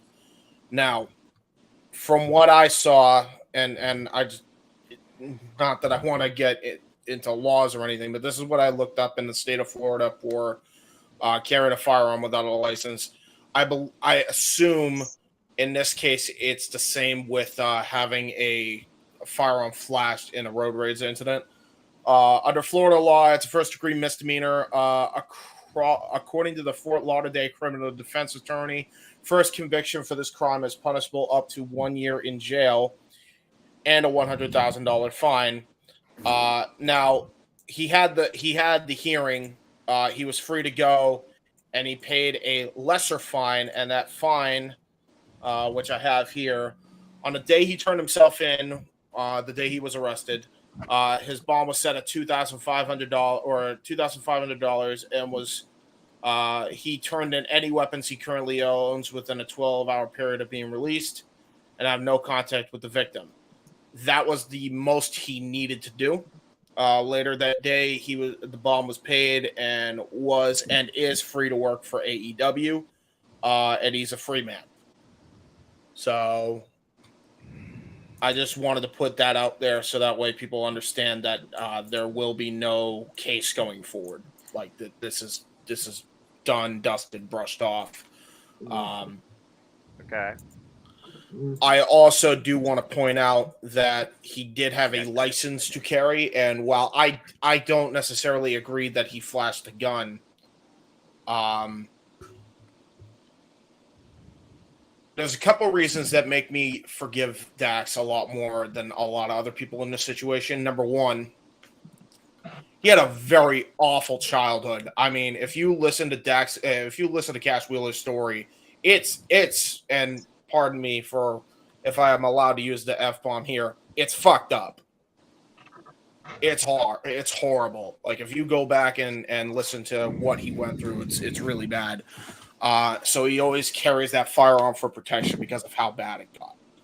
Because he doesn't know if he'll ever have to use self-defense if they decide to try and find him again. Number two, the incident that happened with Jay earlier this year, where a drunk driver ran right into him and what happened. I'm not saying something like that requires a firearm, but I'm saying that that could be the reason why he has a firearm in the first place at all. So that sounds like a mental impulse, and I can understand yeah, that. yeah. Because If I can nothing else, understand- he definitely needs to go to counseling. If I'm Tony Khan, right. you need to go to counseling, dude. That'd be my take because Yeah. I remember. I'll give it to you in a moment. I'll give it to you, JJ. I remember my mom and I were going. She was dropping me off to school one time, and let's just say we got T-boned. Nobody was harmed, but following that, let's just say something like that kind of puts your mind in a different thought process, and you don't necessarily reset, let alone recover from it in a quick span of time. You sometimes take it with you forever. So again, based on what you face or what you endured or how you believe you need to react to something, I feel, again, statute of limitations, innocent unless otherwise. And it sounds like here they found a settlement. Now, does that still absolve what happened? No, clearly no, because what happened has happened. But does it mean it has to be held against him? That's really what this comes down to. And in what capacity do you hold it against him versus the opposite party? JJ, I saw your hand up during James' breakdown here. Then Justin, I'll recognize you once JJ gets his point, because I know you've been waiting as well. So, JJ, what did you have to say regarding James's basically summarization of, I guess you could say, the closing of this case? And I appreciate that because I was unaware of all that news. Same. And I respect the knowledge of all that. For me, what it comes down to at this point is not necessarily the court of law, court of public opinion. And again, how much crap did the entire IWC, and especially myself, Noah, James, the rest of the Open Mic Night crew, give to Tony Khan last year after Brawl Out for not properly handling a situation and drama within his company? Bad publicity, bad press has come his way. If he allows Cash to continue as champion, essentially Tony Khan is being an enabler. Tony needs to be the boss, the big boy, realize that this type of stuff, whether it was justified, whether he had a permit, whether it's been settled, is going to bring bad publicity his way.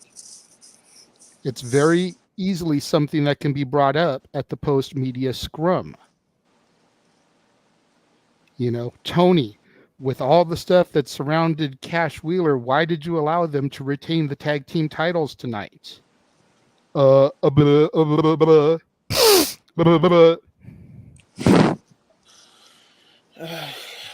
It's just one of those things, dude. And I like FTR. Don't get me wrong. Y'all know how much I loathe the Young Bucks. I know. That's why I was like, what? Young Bucks and Batista are like on the same level with me, y'all, for real. But I feel like as a boss, as management, as the CEO of AEW, whatever, Tony needs to make an example. Otherwise, everybody in the locker room is going to think they can get away with shit like this. They already think they can after Brawl Out. Mm-hmm. One is the real world's champion. The other three still have their EVP status. Yeah. Let's go ahead. At some point, the law has to come down. Go ahead, Justin. Yes, let's give Justin the floor here for his thoughts on both of y'all, because I think he definitely could. Let's see what argument Justin goes with, basically, when it comes to his prediction before we move on, because we only got 2 minutes left. We're doing great, folks, and this is a great conversation. And I'm also going to say this, Justin and JJ and James, just to put this in perspective. What is the quote-unquote quote when it comes to WWE? Best for business. But.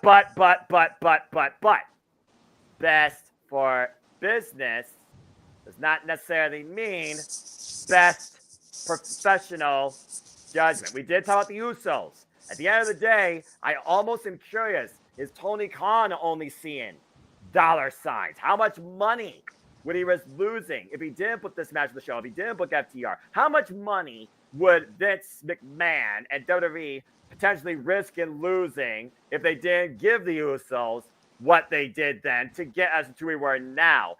I'm almost wondering, you are saying, set an example, is Tony Khan basically saying the example we've been judging this entire time to not see? Is it a repeat versus something being recreated where everyone thinks this is WCW 2.0? But I digress. Justin, the floor is yours. Your thoughts on all of this and your prediction before we move on to what I think is going to be semi-main based on capacity. This could have all been avoided if this match was not put on All In. This could have all been avoided. And listen, I like FTR. I loathe like JJ loathe the Young Bucks. I do. Sorry, King. But here's the thing. Ding. Hi, Jeff. If Tony Khan knew about this, why did he put this on All In? Yeah. In the first place. In the first place. Why did it? Oh, I know why. Because people of FTR, people who like FTR and the Young Bucks will be upset if those guys are not on All In. Me and my friend will stop watching. Look, we didn't have Rhea Ripley, we didn't have Becky Lynch or Trish Stratus on at SummerSlam. Why? Because the Roman Reigns and Jimmy Uso match went over 12 a.m. Yeah, people were upset, but guess what? They had Rhea Ripley, Becky Lynch, and Trish Stratus on Monday Night Raw. This is a different story. This is a serious thing. So next time, if this ever happens again, Tony Khan needs to not put this on a pay-per-view. Period. Well said. Or at least wait for All Out. Yeah. Because at the end of the day, there's no reason this shouldn't have been CMFTR versus the Elite in the first goddamn place. Completely agree. But I digress. And speaking of All Out, I know Tony Khan loves to build up towards All In, but folks, we're 1 week away from All Out, and we only have 2 to 3 matches on that card. 2. Just 2. There would possibly be a third one announced at All In, but I digress with that one. Fair enough. It's basically about what's official versus what's, circumstantial. Yes, James, before we move on. I'll just say this and I'll close with this. I think you're fine. As much as I agree with all of that, the problem is Cash from all accounts, from what I heard TK say and everybody else, he did the right thing in how he handled it after it happened. He took accountability within the court of law, right? And he already handled it with Tony Khan and let him know ahead of time. Right. And I agree that you need to punish people for being absolutely wrong. And as much as I think Cash did wrong, I don't think he did enough wrong to warrant getting stripped of the titles or dropping the titles.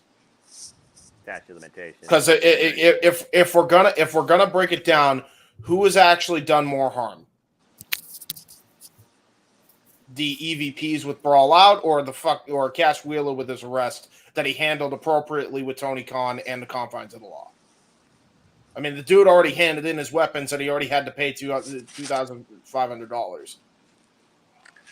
What else does he need to do? You know what I mean? Like, if anything, the EVPs should have lost their EVP status months ago. Yeah, let's not open up that rabbit hole. Yeah, I was going to say, and you know that nobody will agree with you about that quicker than I will. Yeah, and I agree.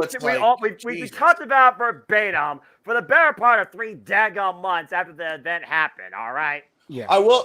But here's the thing: everybody's pressuring Tony Khan to do this now. Like, you got to punish somebody somehow. That's to me. That's a bitch move from him. because you should have punished the people appropriate before. Because if he fucking did, we wouldn't be talking about this shit with Cash right now. We wouldn't be. Agreed. Tell me when I'm telling lies. We wouldn't fucking be here talking about that. You're right. You're absolutely right. I'm not going to deny you that. You're right. But again, at the end of the day, I think he's literally following the best for business model at this point, considering how much pressure, how much money he's putting into, quote unquote, the biggest event in wrestling history. Yeah. JJ even said perfectly on ODQ. This event is the point of no return for the existence of AEW, and whether it stays the same or evolves. Period. Point blank simple. Yeah, James, you're not going to get an argument out of me, brother. But at the same time, you know, there's people out there that call Tony Khan the best promoter of all time. There's Tony Khan who would rather be everybody in the locker room's best buddy than a fucking boss. Yeah. That's the problem. Ding. Allowing these guys, allowing the EVPs to shelve their status, allowing FTR to keep their titles after stuff like this comes down, just shows that he'd rather be their friend than a boss. Well, that's all I'm saying, bro. No, you're I perfectly know fine. that, but I'm right there with you, but You're just a never-ending story. We're spinning yeah, the it's going to wheel. be an endless cycle. yeah, I don't see this being the right thing for Cash, though. I don't. Like, because, again, if he handled it already the best way he possibly could after the situation happened, and he warned Tony Khan ahead of time that this could happen, but I can take care of it because he knew the law before it even happened. Right. Which I think he even admitted, by the way. So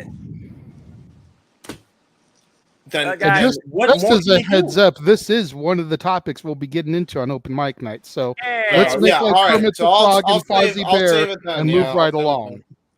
Let's board the double-decker bus, folks, to Wembley, and let's go ahead and move on. It's probably going to be a semi-main event because that's the model of pay-per-views. You don't have one main event, you have two, you have three, you have insert number here. But to be fair, it is the Commonwealth Kingpin and the old show in Wembley Stadium, but I digress. And James, you're leading this one off because it's NJPW, technically. So have fun. Okay.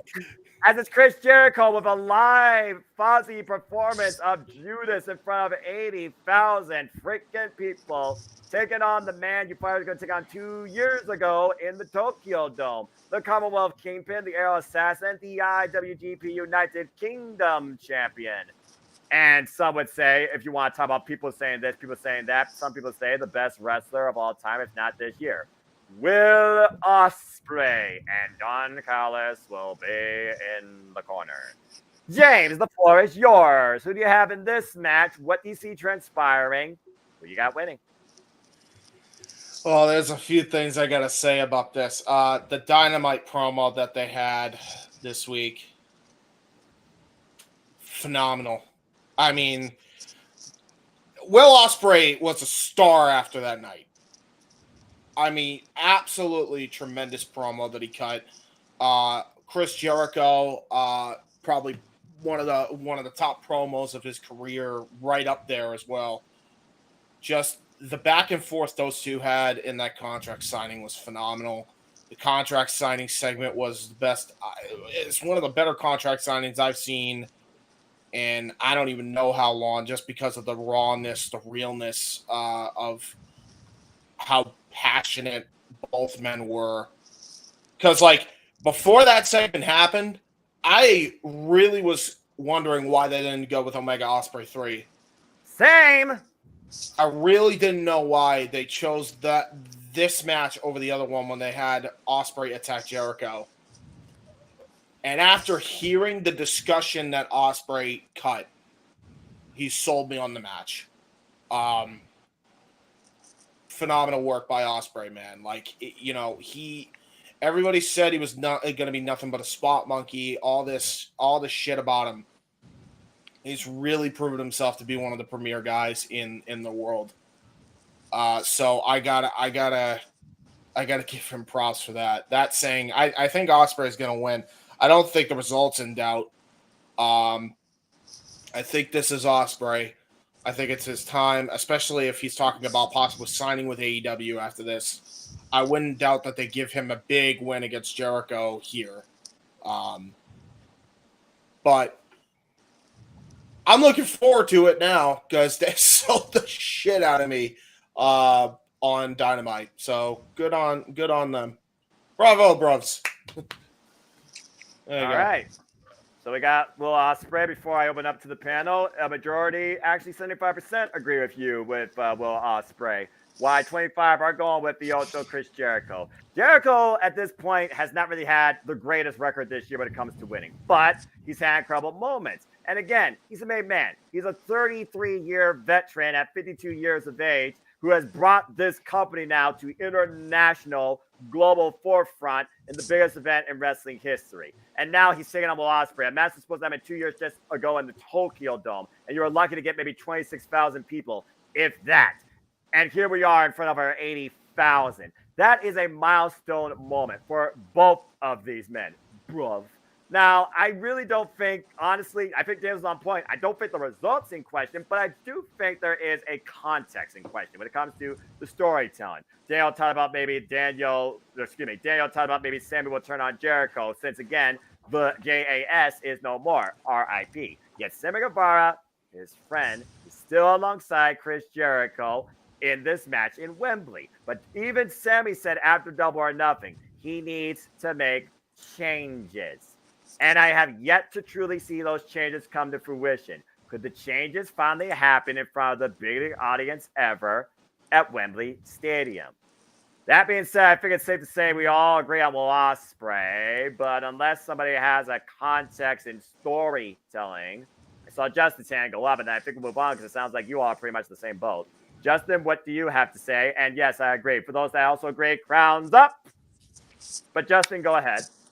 I don't disagree with James here. I know I picked Chris Jericho in the predictions, but I don't disagree with James here.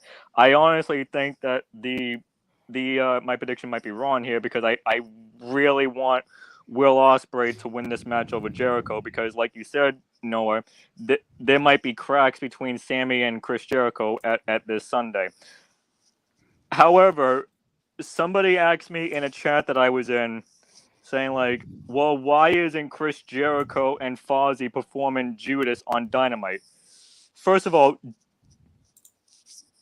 no, I'm pretty sure that nobody here wants to see Chris Jericho perform Judas on free television with commercials.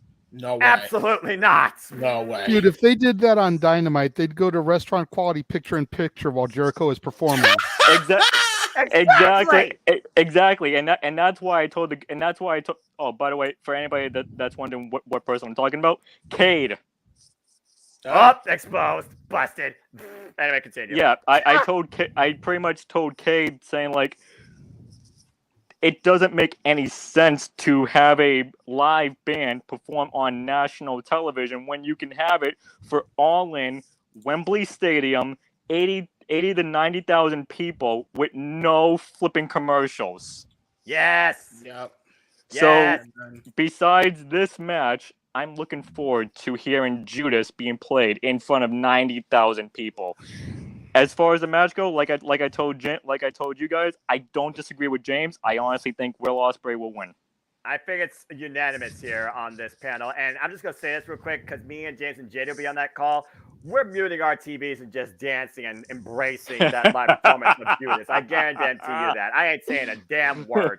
JJ, yes, my friend. What's your thoughts? I just wanted to point out one other thing as to why I'm going to call Will Ospreay. Please. Think about this little trivia tidbit, gentlemen. 9 times out of 10, if somebody has a band performing them to the ring, they lose. That's true. Except if you're Triple H. No, because Triple H lost when Lemmy performed them to the ring at 17-21. Hey, listen. And that's because Lemmy couldn't even remember the lyrics, too. Yeah, you're right. Damn it. I sang the game better than Lemmy did.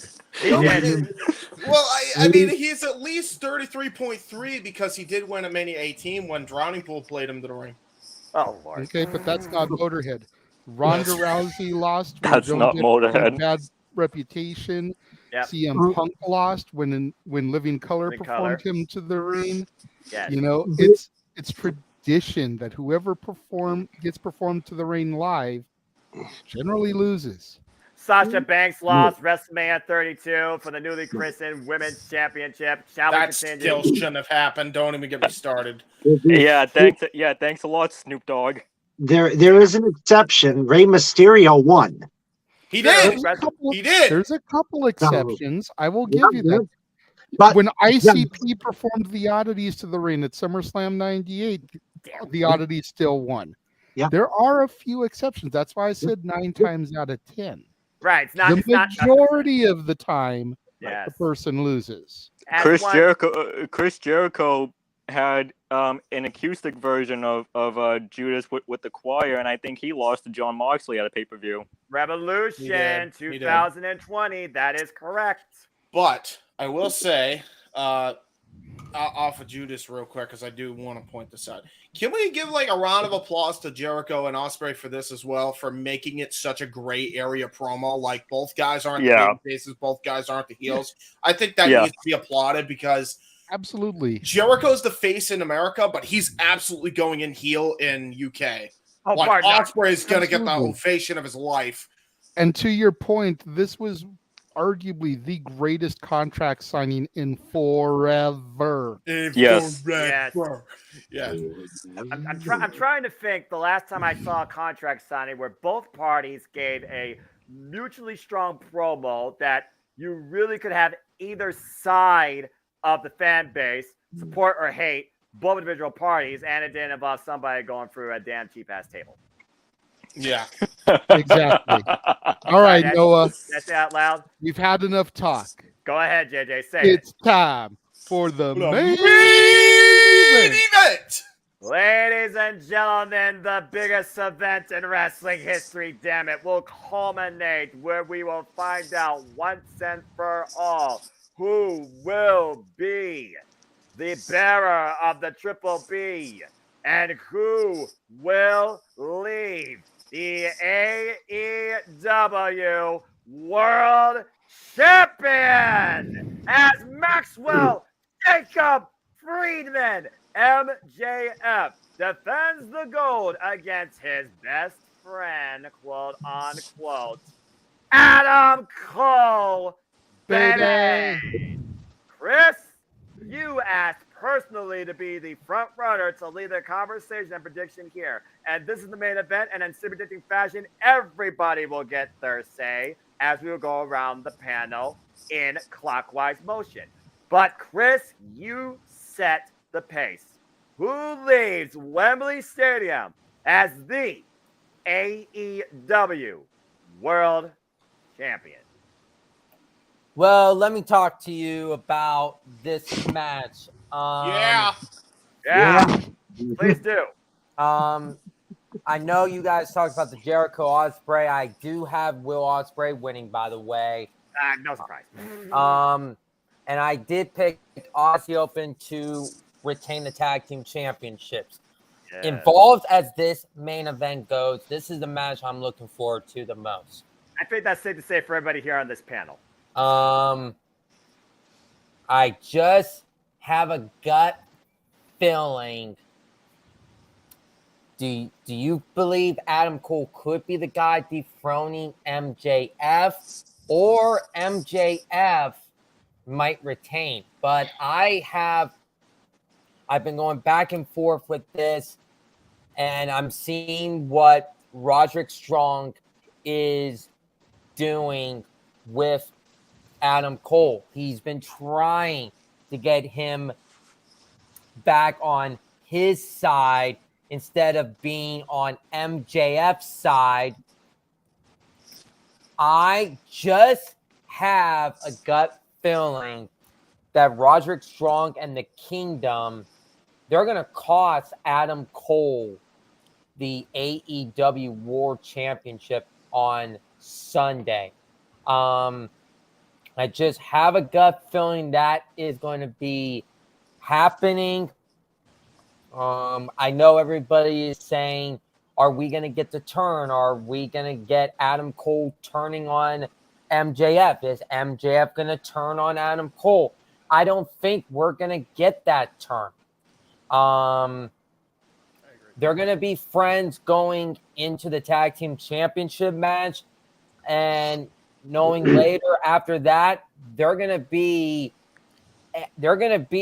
fighting each other for the world championship, the most richest prize in all of AEW history. And I'm going to tell you, I feel with MJF and Adam Cole, this reminds me of how Seth freaking Rollins and Braun Strowman, when they were tag team champions, they took on Dolph Ziggler and Robert Roode, the Dirty Dogs, at Night of Champions back in 2019. That's fair. And then the main event was Seth Rollins, Braun Strowman for the Universal Championship, and there were tension in the main event, and there's going to be tension in the main event as this match happens. But overall, MJF is retaining the AEW World Championship on Sunday because MJF is better than you, and you all know it. All right, James, the pace has been set. We're going clockwise motion. That is 1 for MJF. Where do you stand on what might be the most polarizing championship match at the biggest event in wrestling history, in AEW history? Oh, man. Of course I'm going. Good luck. Okay, so of course I'm going next with this.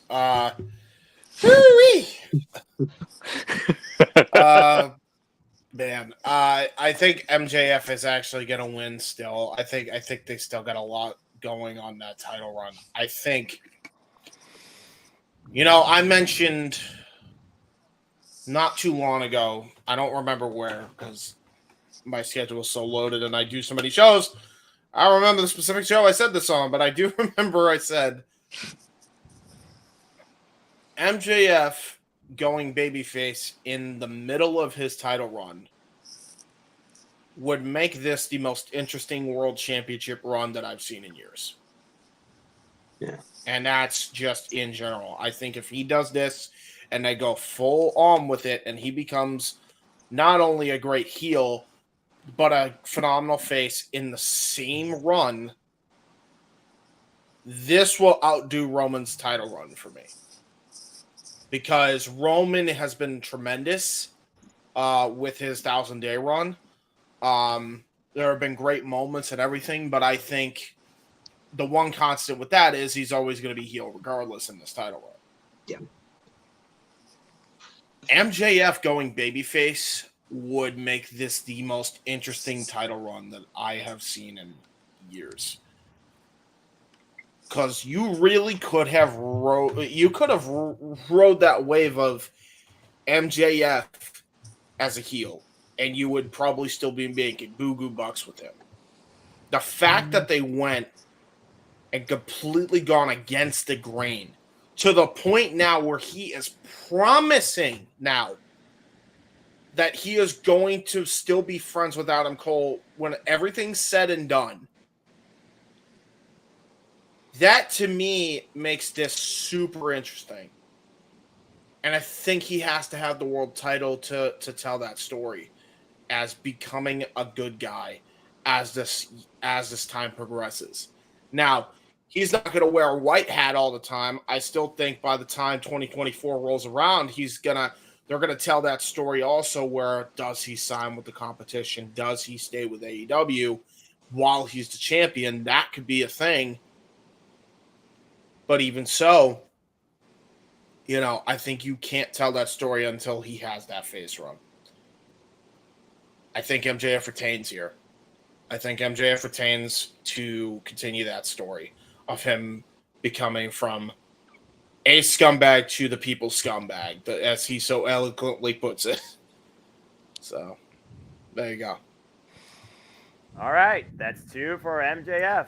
Justin, the floor is yours right now. Again, Daniel with a couple of comments here, though, and I feel like this has been echoed a little bit, and very well could be true. MJF retains after the match. CM Punk comes out and says, MJF, I'm the real world champion, and you are the AEW champion. Let's see who the real champion is and make it maybe not undisputed, but unanimous and unify the belts. Something to consider, considering All Out is in Chicago. But would they hotshot that after the biggest wrestling event in wrestling history for just pay-per-view in Chicago 1 week after that very pay-per-view where both men are going to be for TV on All Believe? But Justin, the floor is yours. Your thoughts on this World Championship match? So, from the moment that MJF and Adam Cole first stepped into the ring with their promos against each other, to the time limit draw in the AEW World Championship Eliminator, to being teamed up and both saying "Shut up, Shivani." This has been one of the most cinematic storylines that I don't want to end. However, what do we always say? Good things must come to an end. Absolutely. And unfortunately, I think it comes to an end on Sunday. Like I said, Adam Cole is probably going to turn on MJF during the pre-show. And then we have something interesting to look forward to going into the main event of All in London. However, Adam Cole is not walking out of London with the AEW World Championship. It's not time yet. It's not. There is going to be a time where Adam Cole does win the world title. Not Sunday. MJF is going to retain it. However, with All Out being in Chicago,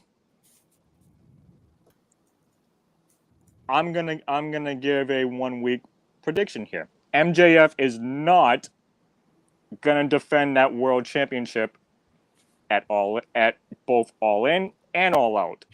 He's gonna only defend it at All In. He might wrestle on All Out, but it's not going to be for the World Heavyweight Championship. I think we save his next World Championship title reign or title defense until the next pay-per-view. Full after gear. All Out. In November? Yeah, full gear. Yeah, full gear. I think. Unless Tony Khan puts the AEW World Championship on the line on a rare Dynamite or Collision. There is Grand Grand Slam. Or Grand Slam. Yes, or Grand Slam. I think Grand Slam is the best place to do it. Not All Out, because MJF just defended his world title at All In. There's no reason to have him defend it at All Out in Chicago. No. So that's 3 for MJF. I got him retaining. Wow. All right. Now, JJ, Jeff, I love both of you because I love the fact you are always in depth with your storytelling. JJ, you live by the phrase long-term storytelling. Now, let's just go ahead and call it this. This has been the summer of the bromance. So we've gotten this for about, 3 months. But when you look at it further than that, considering both men's roots, particularly MJF and his influences for one Adam Cole, baby, trying to follow his career, it does seem to run deeper than that. And really, we have seen the evolution of MJF since becoming the devil and the AEW World Champion. You and I have also said ourselves that they're really friends in this business, quote unquote, on screen. At the end of the day, this is about being number one. And Booker T, he might say a lot of stupid stuff you may not want to hear on NXT, but checks and championships are literally the life force of the industry. So, JJ, your take on this story and who you have leaving as AEW World Champion.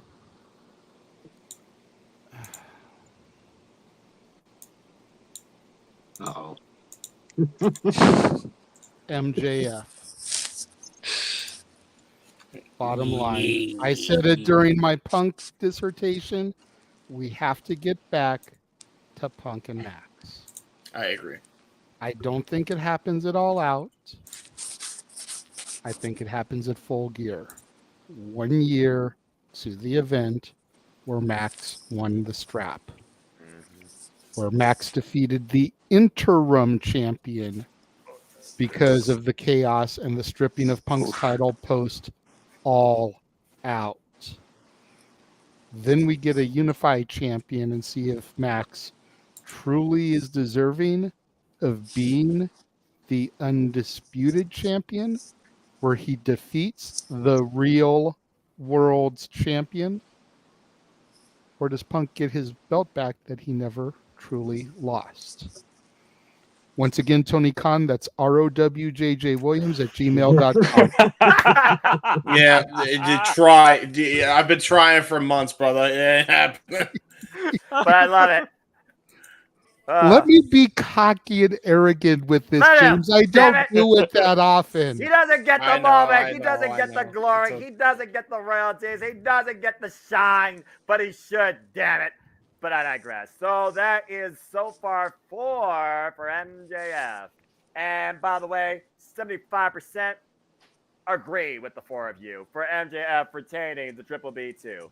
All right, Jeff, you bring this thing home because I pretty much said my piece in ODQ. This is why I make some predicting about the panel, not about me. I just get backlog story, I answer questions, and I basically am your master of ceremonies.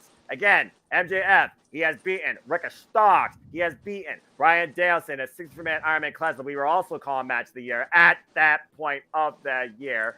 Just saying, this has been a fucking phenomenal year, by the way, professional wrestling industry. I'm just going to say that right now. We saw him defend an incredible 4-way against Jungle Boy Jack Perry at the time, Sammy Guevara, and of course, Darby Allin. We saw him defend against Ethan Page on Collision. We saw him go against Adam Cole to a 30-minute draw. And here we stand at the biggest event in wrestling history, these two main eventing, where he says nothing is more important to him than the Triple B. Not to mention, it is his bargain chip for the so-called bidding war of 2024. But will he still have that ace up his sleeve or that strap on his shoulder come the beginning of the new year, to say the least? Jeff, take it home. Is it unanimous for Maxwell Jacob Freeman MJF? Or do you believe that the AEW World Championship will become undisputed and that King's will may be carried out? Who do you got? Oh, jeez, the pressure's on me to keep it unanimous. I'm telling you. You don't want to be the one out?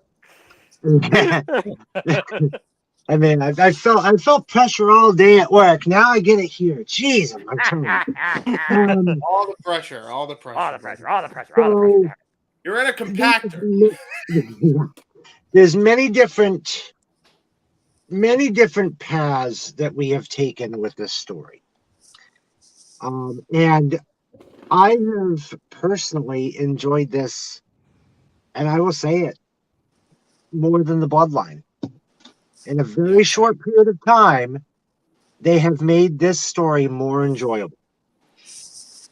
And it's tough to really pick a winner because either one deserves to hold that title, whether it be MJF, whether it be Adam Cole. And with the fact of Strong interviewing, and doing what he's doing, could this possibly be a setup? Not for Adam Cole, but for MJF. The devil you know versus the devil you don't.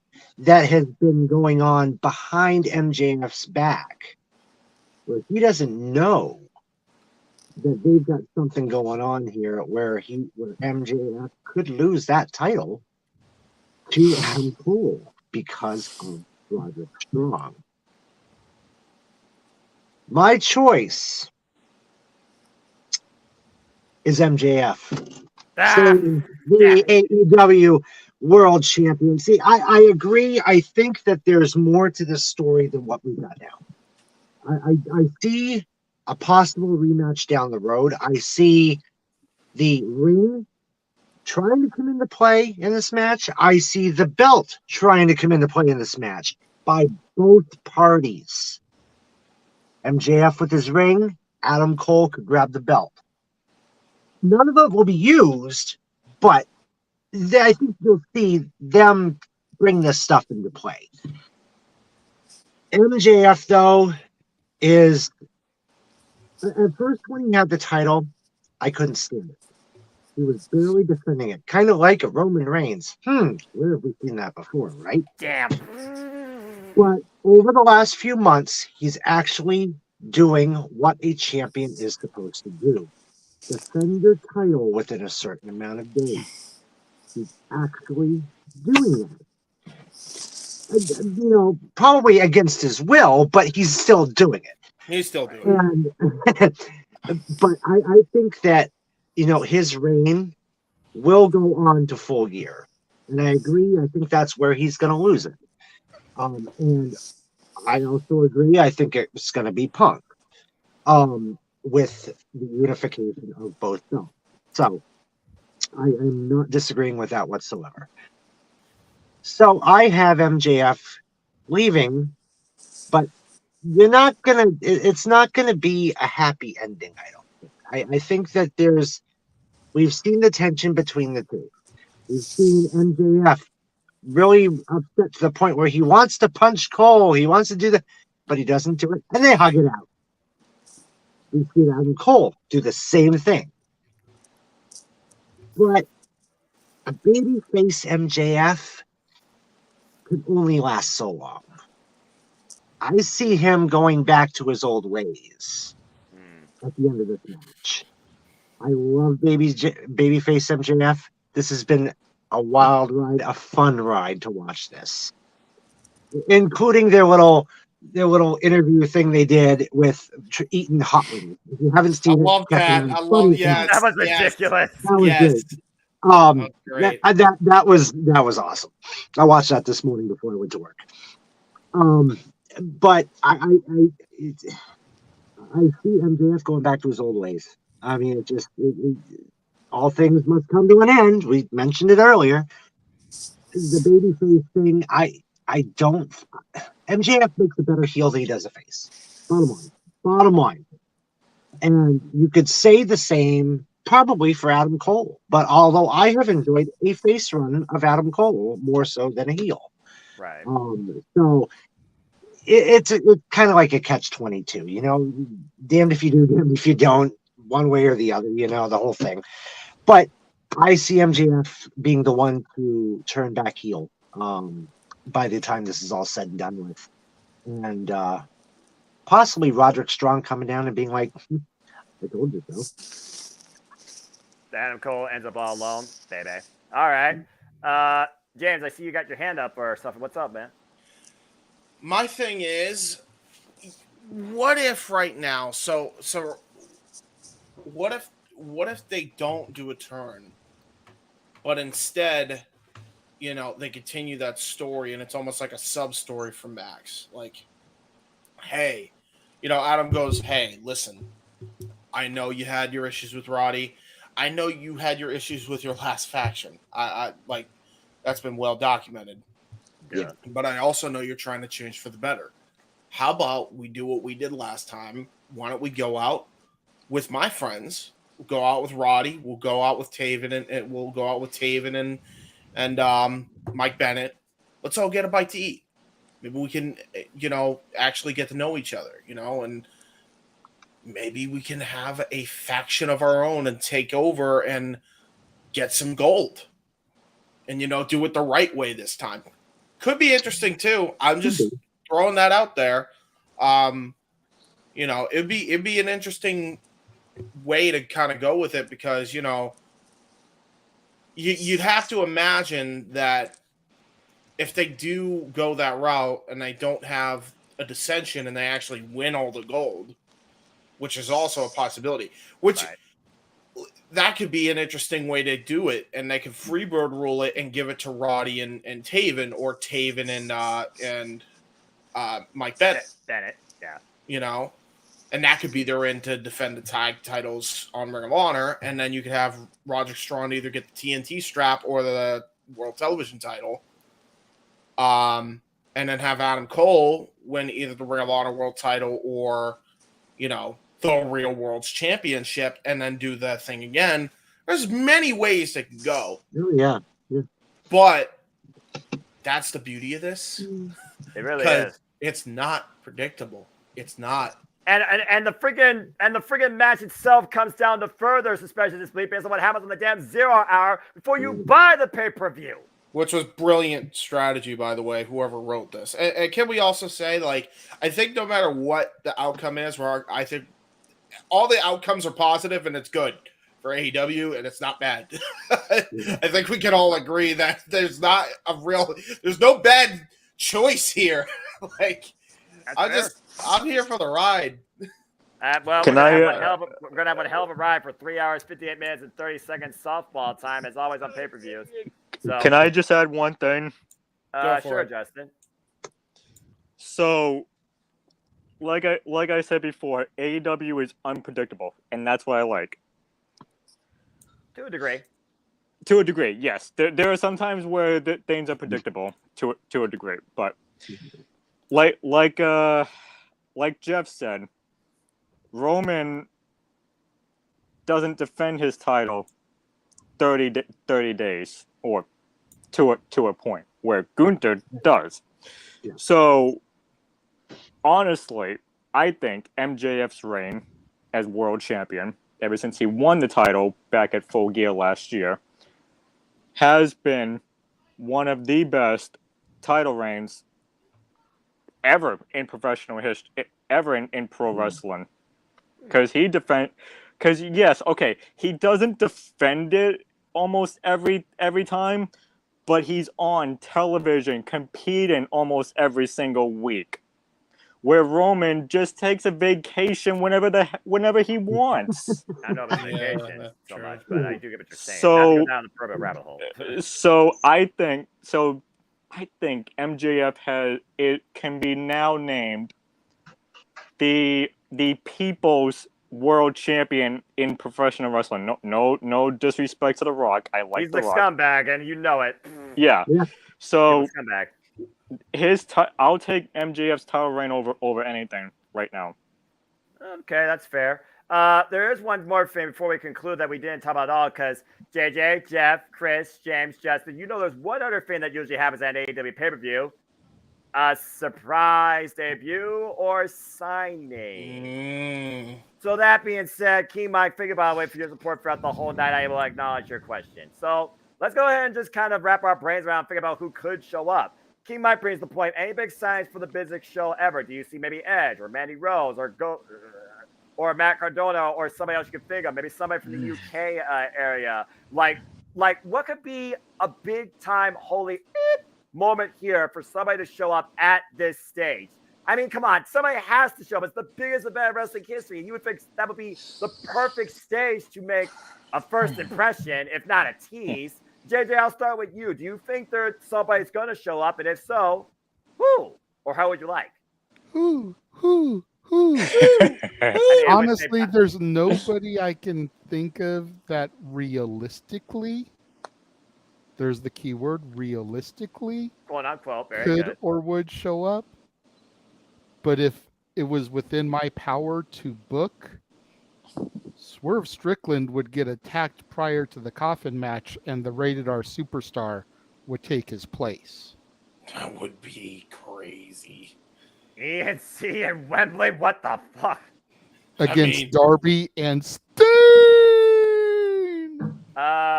Forgive me if I break something, standing up in pure excitement and marksmanship.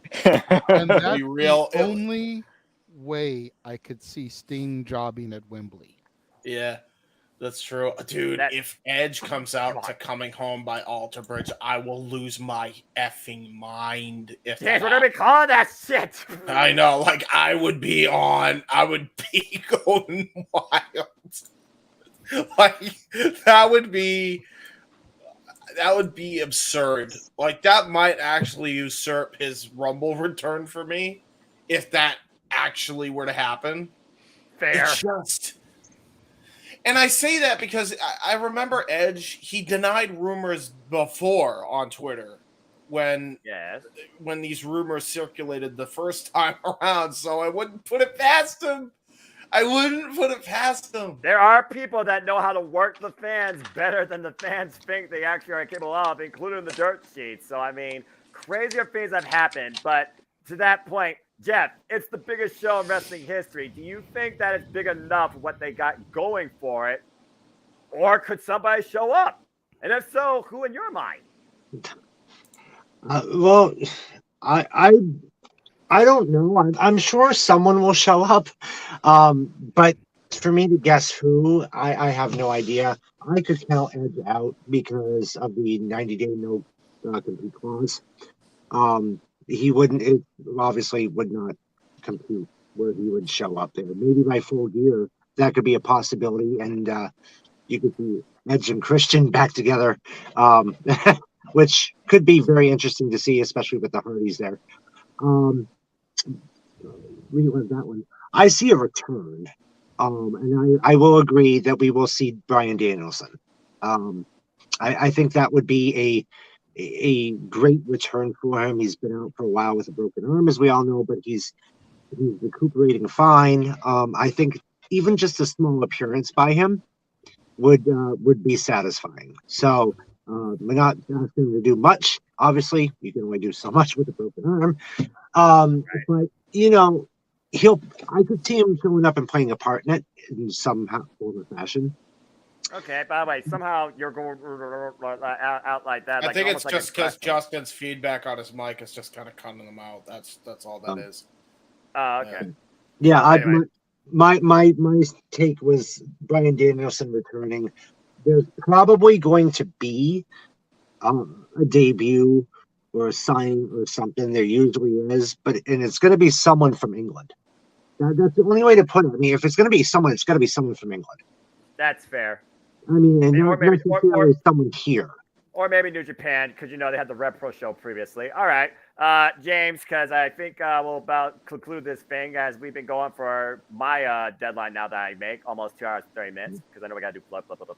So, James, go ahead and wrap this thing up. What's your mind thinking about who could show up? Is a show up needed in Wembley? What's your take? I have one man that is from the UK that could be a big signing, and I know, and he's the other half of Prime. KSI. No. Yes. No, Yes. no, Dude, no. Yeah, I'll be I real mean- though. Okay.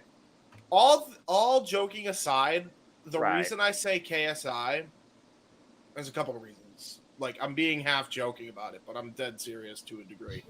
Well, King Mike The agrees with you reason- apparently, so you're both. Yeah. playing Okay, so King Mike knows what's up. The reason I say KSI is a couple of reasons. One, he's the only one that I know that was an amateur boxer and sold $1 million effing pay-per-view prize. That's kind of number one. Number two, dude's a hell of a promo. I mean, if you saw some of his press scrums for upcoming fights, like there was one where him and Logan Paul, it was their early part of their feud in boxing. And this dude just annihilated him on the mic. Annihilated him. Like to the point where Logan just walked off. He couldn't say anything. There was nothing this dude could say. Like, JJ is a whole different beast on the mic. I would love to see KSI like kind of promo. Even if it's like a one-off or something. I would love to see him come in. The only other one that I could also see is Anthony Ogogo because, god damn it, use him better. Makes me angry. But otherwise, That's actually a very good point. yeah. But yeah, otherwise, I would actually halfway go with KSI, and also just for the memes because it would be hilarious As if the memes other half rule of the Prime, internet. the better half of Prime, goes to AEW. All right. Well, that being said, you're a blade loom, but I love it, and I wish Jamie Hayter would show up just cause.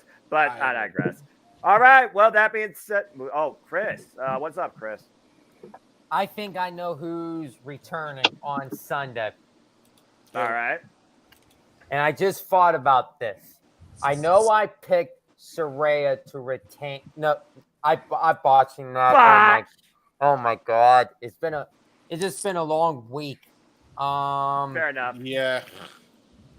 I said Saraya was going to become the new champion, but what if Hikaru Shida retains the AEW Women's Championship, and then after the match, What if we see a returning Jamie Hayter out of nowhere?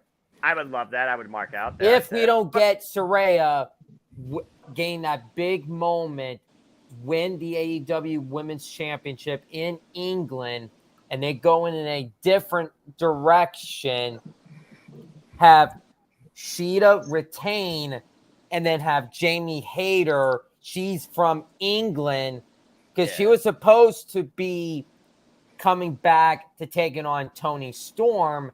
Well, plans got changed. Right. When Sheeta won the AEW Women's Championship on AEW 200. I personally believe if Sheeta retains, you have Jamie Hayter return with the big pop in her home country of England, confront Sheeta, and we could get at All Out in Chicago. Hikaru Shida, Jamie Hayter for the AEW Women's Championship. I love that idea, but I heard that the extent of her injury is going to leave her out for the rest of the year. But you did just give me something I just thought about too. James, do you remember what happened in the Tokyo Dome and who made her way center stage after a championship match? Mercedes Moné. Yeah, that's fair. That is something I know people have been wondering about for the longest time. Would she show up in AEW?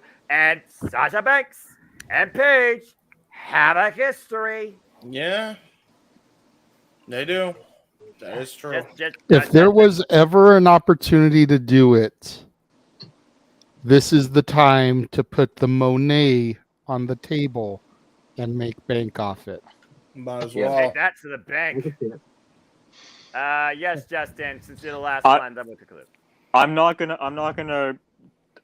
take all the time on this. I just want to mention this very quickly. I don't see Edge coming to AEW. I don't see Goldberg. I don't see Mandy Rose, and I don't see Matt Cardona. I also don't see the AEW Women's World Championship being defended at All Out. Because if the AEW World Championship is not being defended at All Out, neither is the AEW Women's Championship. But I do see either KSI or Mercedes Moné making a surprise showing at All In if Mercedes is healthy enough. However, what I do see happening at All In is Chris Statlander's next TBS Championship opponent possibly being determined at All In. I don't know who, but I think Tony Khan is going to announce a TBS Championship at All In for All Out. Yes, JJ. Yeah, fair. Just came to my head. Speaking of the TBS Championship. ... What if we get the return of that bitch? See, I wouldn't mind that. I would not mind that. Jade versus Chris Statlander. She's already proven. No. She's already proven she's done everything she needs to with that TBS title. Yeah, right. She comes out and challenges whoever wins the world title. Okay. I could see it. That'd be cool. She did go 60-0. What the hell does she have to prove? Aside from a petty grudge match against Chris Statlander, she's got nothing to prove. Okay, but if that happens, that would probably be happening at Grand Slam because, like I said, I don't see either world championships being defended at All Out. Possibly, but another great spot to make that statement. They need to make a statement in the women's division, particularly at Wembley Stand, more than anything else, in my opinion. That's all I got to say about that. And I mean, who's to say they can't WWE it and have Mercedes come out and then Jade come out? Okay, JJ, putting you on the spot. How are you going to handle Jade Cargill and Mercedes when they go face-to-face? Who do you hear me talk about more as far as a love for? Noah, come on. I would have Jade win. Personally, I know that strange looking. I know everybody in the chat room is like, Renegade, you're freaking retarded. It's got to go to Mercedes in that situation. We all know me and my love for Jade, and I know, Jade, you're a good boy, and you let me get away with that. Thank you. Yes, I did. I'm autistic, man. I give him the R word pass. But you also know I don't say it all the time. But no, yeah, you're fine. I mean, Same. as big of a moment as it would be for Mercedes to show up, it would be even bigger for Jade to defeat her. So one more thing before I give it to James. Jade Cargill is a huge fan of cosplay, of Warner Brothers, of anime. If she were to show up, and you think about her storytelling and the arrival, the recreation, the rebirth, what cosplay you think she should do? What character? X-Men? No. Peggy Carter, Captain Britain. Ooh, that's good. That's a good one, actually. Damn, very good, actually. Okay. So yes, yeah. I was gonna say Cammy from Street Fighter, but all right. Now you're after my heart. Don't do that to me. Sorry. I have a video. I'm a gamer. Listen, anyway, Cammy we already have the possibility that he's going to be watching Natalia Markova tomorrow. We don't need to give him any more reasons to get flustered. Well, provided Collision gets done and the pay-per-view's still going on, because that might be an issue. It's going to be the main event, bro. Okay. That's the main event of NWA 75. So hopefully it goes until 11. Please go until 11, please. Lord, right. Just go right into open mic night. No break. What's a break, Noah? You always say what's sleep. What's a break? Good point. Yeah. We're doing All In, open mic night, happy hour, and emergence. What's a break? I don't know. Okay. Go ahead, James. My thing. I'm sorry. Yeah, and then we can wrap up fully. Yeah. I say you reform the baddies, Jade and Mercedes, and you have Athena join them, and then they get all the world gold. Do it. And have them feud with the Outcasts. Yes. Well, that's a friggin' Trinity warfare waiting to happen. I like it. James should cosplay as Jean Grey, the Phoenix. Like she rises. Mm-hmm. We haven't seen her since she lost the belt. The Phoenix rises from the ashes as a storm blows across Wembley Stadium. She should dress up like the Winged Dragon of Raw from Yu-Gi-Oh! Do it. Oh my gosh! Just come out with like a. So wait, James, who says the incantation? Can remember, it's just a ball. Yeah. She comes out like a ball. She rolls like Sonic the Hedgehog, and then she just unfurls her rings, and then she's like, Okay. I'm just gonna say this to be stupid, and then I'm gonna give it to Noah so we can get us out of here at a reasonable time. Agreed. Okay, I'm just gonna say this to be stupid because as much as I see her interact with a certain other AEW superstar on her Twitter, Ricky Starks, Jade Cargill, Team Rocket. Let's just do the damn thing. Oh, come on! Yes, let's go. Yes. And they have to do the speech. Ricky Starks, Jade Cargill. We are Team Rocket. And they have to have a cat named Meowth. Please get like a white fluffy. They'll just use Taz. He's short enough. No, you mean they'll use Taz? No, you can't do that. How dare you, bro? You can't do that. He's already an Oompa Loompa. Yeah, but he's not a cat. I think I lost 20 IQ points. Oh my god. I lost 20 IQ. Hey, you know what? SmackDown starts in 40 minutes on the West Coast, and it's going to be a tribute show. Excuse me for getting some laughs and some ha-has before I start shedding tears. If nothing else, I hope people are entertained and you go play Pokemon Go outside Wembley Stadium after this madness. I think this is probably the time where we just hand it over to Noah so we can get the heck out of here. I agree. Agreed. Yeah, let's go ahead and make like a banana and split. This has been absolutely an incredible conversation.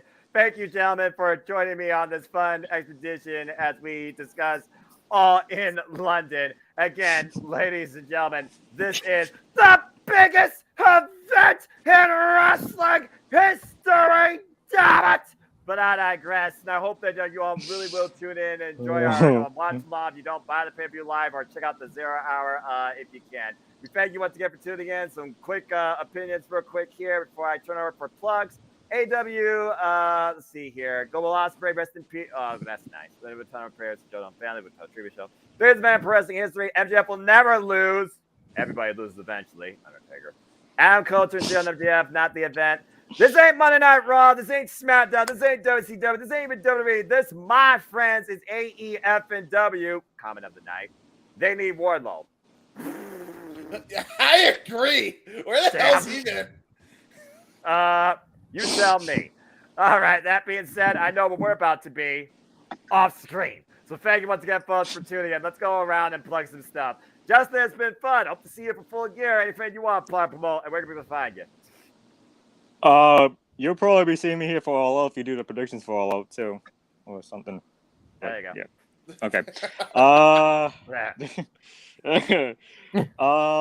Yeah.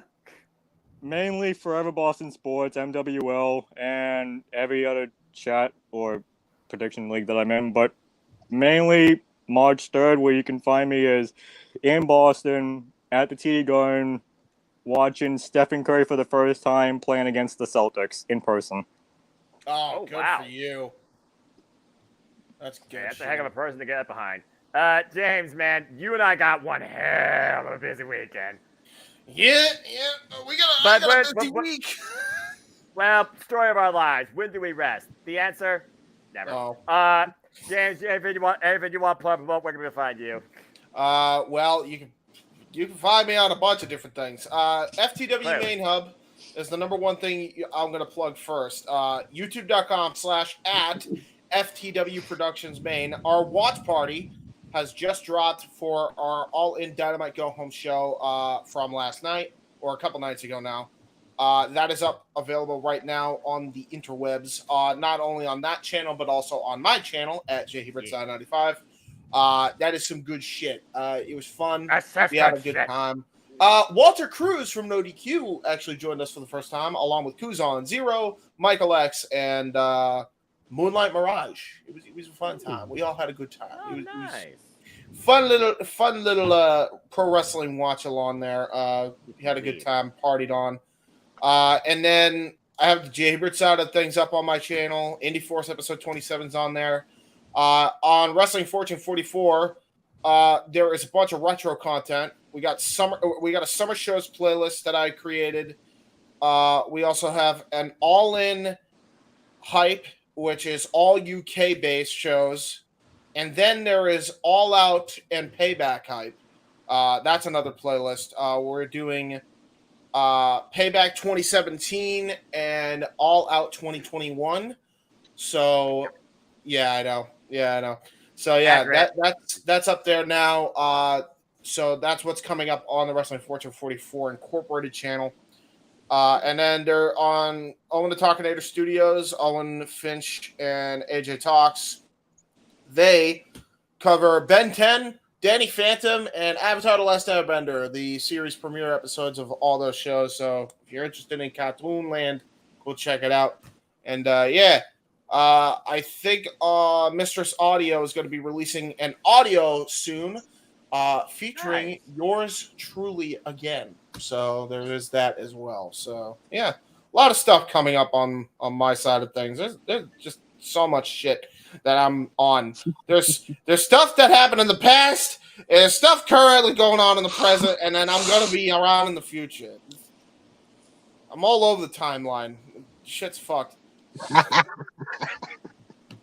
And that's the sum of the equation, apparently. All right. It is. Senior Joe. Oh, Jesus. Jay, it's always a pleasure, man. Appreciate you. All right. So, and looks like we might have some special post-prediction activity coming here, folks. Stay tuned. That being said, we'll talk more off air.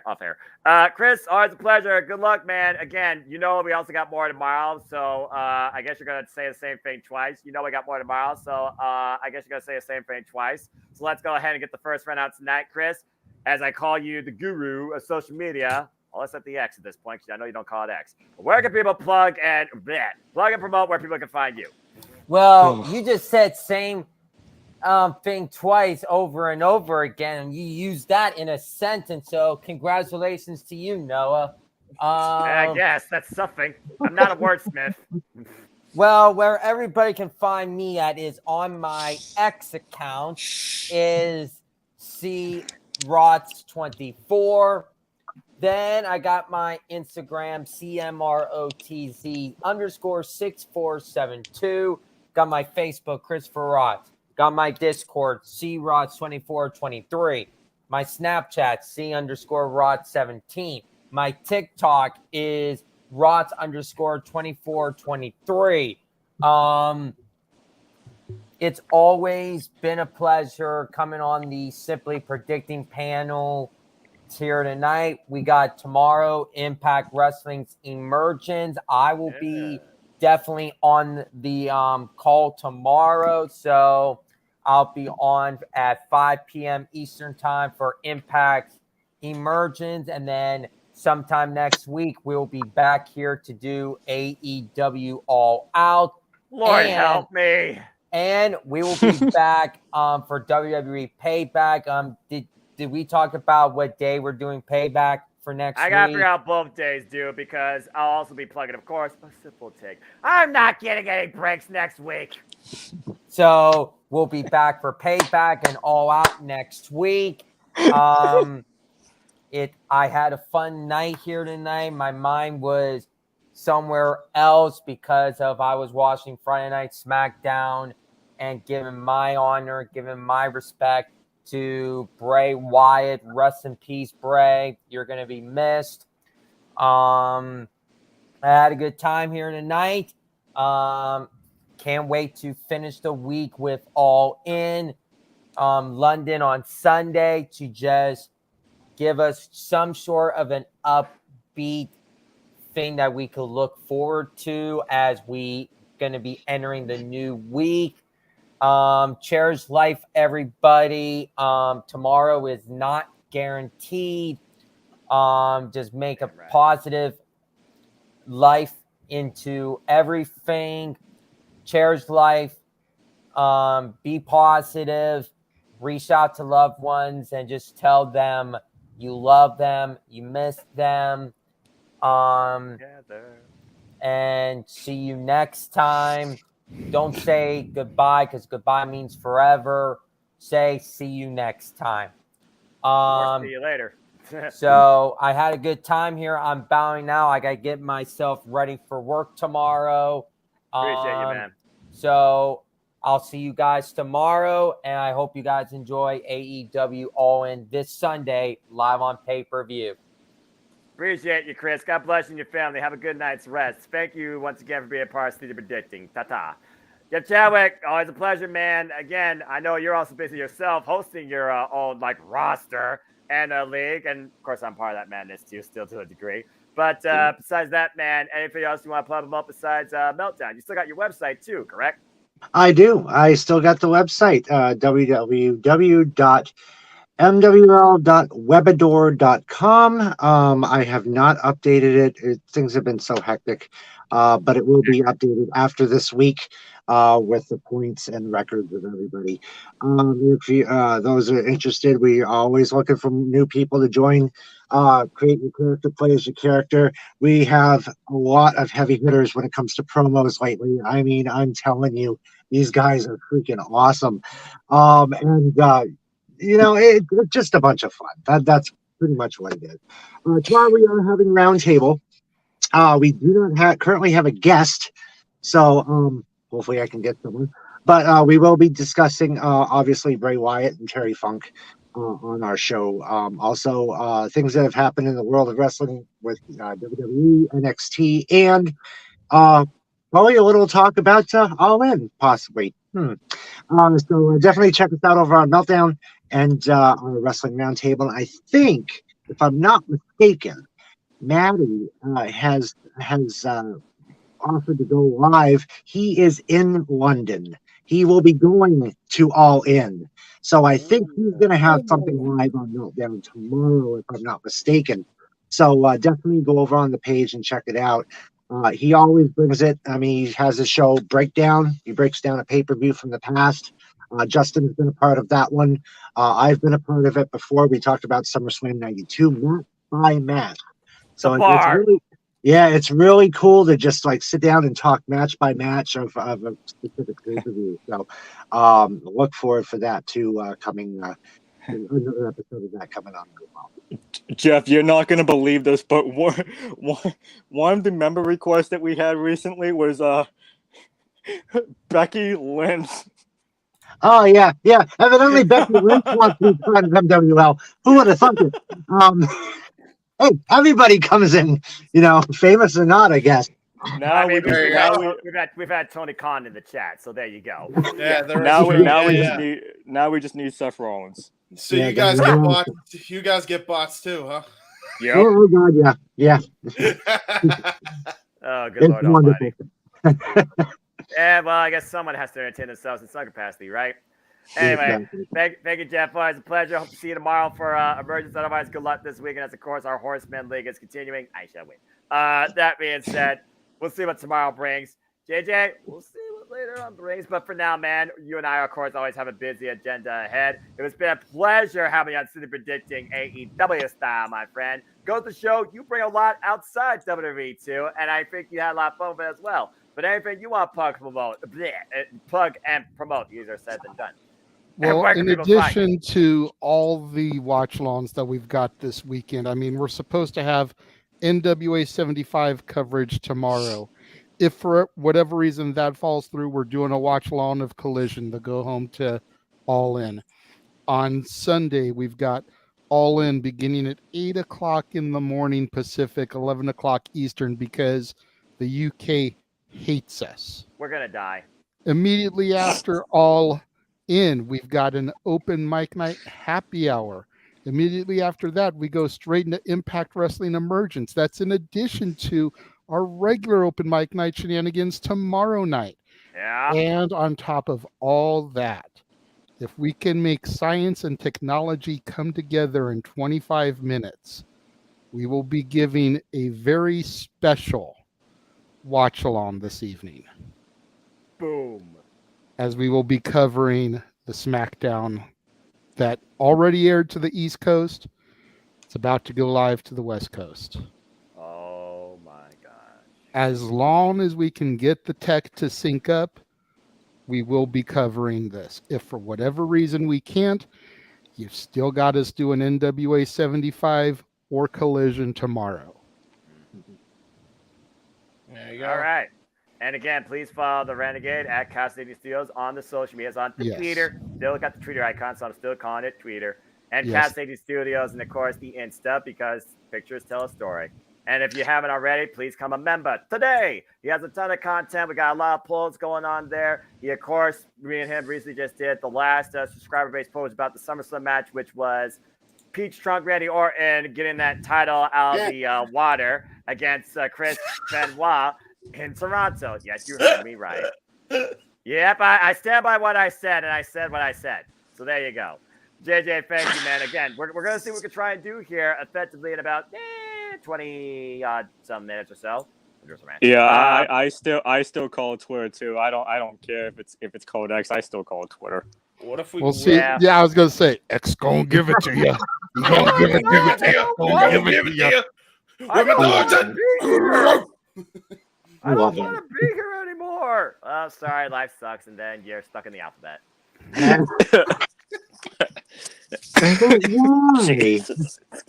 I wrong? Why? I thought no. I thought you were gonna say like Vince McMahon says, life sucks and then you die. Life sucks and then you die. No, because the only people that say that are the people that have self-regret in their life. I have none, because I got great friends like you talking all things wrestling Vince too. McMahon! I mean, what? James! I mean, he's the one who said it, so Yeah, I mean, yeah, I guess that's fair. Again, you're going thank by you, your everybody. judgment. Well, you know, Judgment Day falls upon the weary, I guess. And yet that man's still in the chair, so what does that tell you? Yeah, true. And it's not electric. Meanwhile, let's go ahead and close this thing out, guys. Thank you once again for being a part of the shenanigans. And, of course, as JJ alluded to, check out the weekly Saturday night shenanigans that are open mic night. We just got done with Well, we're talking about the biggest event in wrestling history. Damn it! But I digress. I think it's safe to say, Jada, you had the most successful open mic night in wrestling history. Damn it! But I digress. Yes. It was kick-ass karaoke last week. Yes. Jesus Christ. Since you brought it up, I do have to acknowledge the fans one more time, and then go ahead and take us out of here as you always eloquently do, Noah. We made $475 last week across the 3 channels that were monetized. People paying for us to make an ass of ourselves and sing karaoke. And it still is mind-numbing to me. It's still dumbfounding. I speak for Jeff Meacham and Greg Cherry as well, the other 2 channels that are monetized that were a part of that stream. We knew that the fans loved us. We knew that the fans were going to be willing to pay in order to put Noah, specifically, his dignity on the line. I mean, he had to come on the air doing Barbie Girl right out the gate because of a super chat that someone had already put out on a former Simply Predicting show. I want to say it was the SummerSlam one. It was Wesley. But there was already a super chat that Noah had to do Barbie Girl, and he did. So if you want to hear Noah do Barbie Girl, go back and watch last week's show. Oh, yeah. But the fact that we had that much in super chats come through, it's just humbling. So again, we thank everybody for that. Oh, and if you think that's great, Justin, because I can see you're losing your shit. Noah also had to do the Spice Girls Wannabe with Jeff Meacham. Yes. And he did One Direction's That's What Makes You Beautiful. And he did he did one other one too. What was it? It was Radio Gaga. Gaga. I was just giving the embarrassing ones, James. Queen is awesome. That's a good one. Queen is awesome. So I was just trying to give him I the couldn't understand embarrassing that ones. song for the life of me. No, yeah. So Oh my god! And you know what? I think if we can get $50 this week, we'll make Noah do one of Bray Wyatt's themes this Now week. that I will actually do, because if y'all haven't noticed, this is the same shirt I wore when I did the cosplay Bray Wyatt that I put on my Twitter. I was just rocking in my old that gaming chair. cosplay is dope as hell, by the way. Buzzer. Wow, that's All when right, I had Noah. more. That's when I had God. more of a. That's when I had more of a beard and I could actually wear a damn hat, because you can't wear a hat on a headset. No. I We've got about 20 minutes to try to make this happen, Noah. Let's get out of here. I swear I can't imagine Noah doing Bobby Girl. You'll see. Check it out and find it out, dude. It's real. It's damn real. 40-minute mark. Go ahead. I'll freaking timestamp it for you. 40-minute mark. Go check it out. You all suck. Anyway, all right, let me get us out of here. Thank you, JJ. Always appreciate it. Again, we all appreciate all of you across the multiverse media as Justin is about to pass out. Thank you for tuning in. If you want to know more about me, know this, for I am but a simple man and a lifelong fan of professional wrestling. Damn it!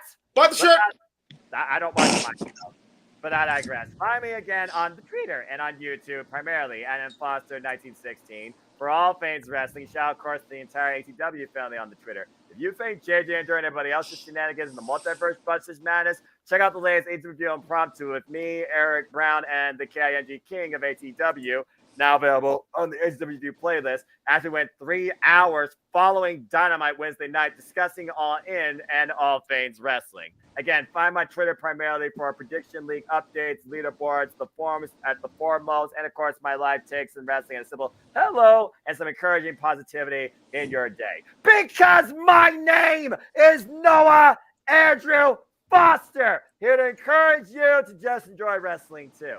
Also, please check out my friend across the pond. She continues her way in her young wrestling career on the uprise. Shout out to the queen, Ramera Jade. Check out her latest show if you're in the area. Check out her promotion, Wood Grain Wrestling. Proud of you, my friend. Cheers to you. And follow her on the social medias at Amira Jade, where once again she proves that Jade is worth more than gold. But I digress. Proud of you, pal. As always, you can see the weekly AEW update with AEW Spark, hosted Roundtable Wise with Zero, Owen Finch. Me once in a while, even James sometimes pops in, even though he's in the producer's chair. If you haven't already, check out the latest affiliate of the Championship Multiverse Mia at the Tilla Rangers of Wrestling. It's wrestling time all the time. with Power Rangers Month, wrestling content morphing alongside, of course, her WWE, AEW content and Impact content as well. We might do something together. We'll see how our schedules line up. It all depends what, time brings forward to. Again, still predicting, it's not going to be anytime soon because I'm crazy. As we now have concluded All in London, Lord help me. I got Emergence, Payback, and All Out 3 within the next week, and then we go to Victory Road, and I say, not my NXT! But I digress. And Fastlane and Bound for Glory, that's what's known right now. As, of course, the biggest event of wrestling history has the biggest week of content in my YouTube channel. And we got from most of it, but this weekend is probably going to kill me. And, of course, as he alluded to, the Simply Predictings, of course, follow alongside the Jimmy Nerd live watch on events. NWA 75 is up in the air due to budgeting. But please check out me and JJ's call of Heatwave on the Renegade's birthday. Stay tuned for me and James calling AEW All in London with special guests, no doubt, Jeff Meacham and JJ Williams. And, of course, we have Emergence and all this stuff coming up, too. As me, JJ, James, maybe Jeff will also be doing a simple take, following some of these great professional wrestling pay-per-views and WWE PLEs to come, too. The next simple take will be some point next week, AEW All in London. Stay tuned for more details on that. And that's all I really got to say for now, as I'm about to finally bid you all find I do. But as always, before I conclude, there are no winners, there are no losers, there are no betters. Just fans with opinions, with this passion we all share. At the end of the day, folks, support one another, respect each other, protect your mentality too. Treasure your families. And just enjoy life and enjoy professional wrestling. It's as simple as that. Bars. With that being said, thank you once again, everybody, for tuning in to another edition of Simply Predicting. Please subscribe, comment, and tell a friend. Hit the bell of those video goes live on demand on either of the channels or any of the channels here in the multiverse of media. Please stay tuned for our continued coverage in all things wrestling and further content too. Hit the subscribe button, help us keep growing our communities. Super chat this man, give him some love. He monetized, if you will. Become a member today at Casa D18 Studios. But that's all I gotta say for now. And with that being said, again, thank you for tuning in. On behalf of Christopher Rodstad Lev, on behalf of JJ Williams, Chip Chadwick, James Keybird, and Justin Wachasini, I'm Italian, but I try, brother. Thank you again. And until next time, I hope that you all do enjoy the biggest event in wrestling history. Damn it. But I digress as we go into AEW All in London. Cheers to you. And as always, make a positive impact in life and have a wonderful night. Let's freaking go into this weekend, folks. I cannot wait for this freaking show. James, count it down. Ring party, 3, 2, 1. Damn it.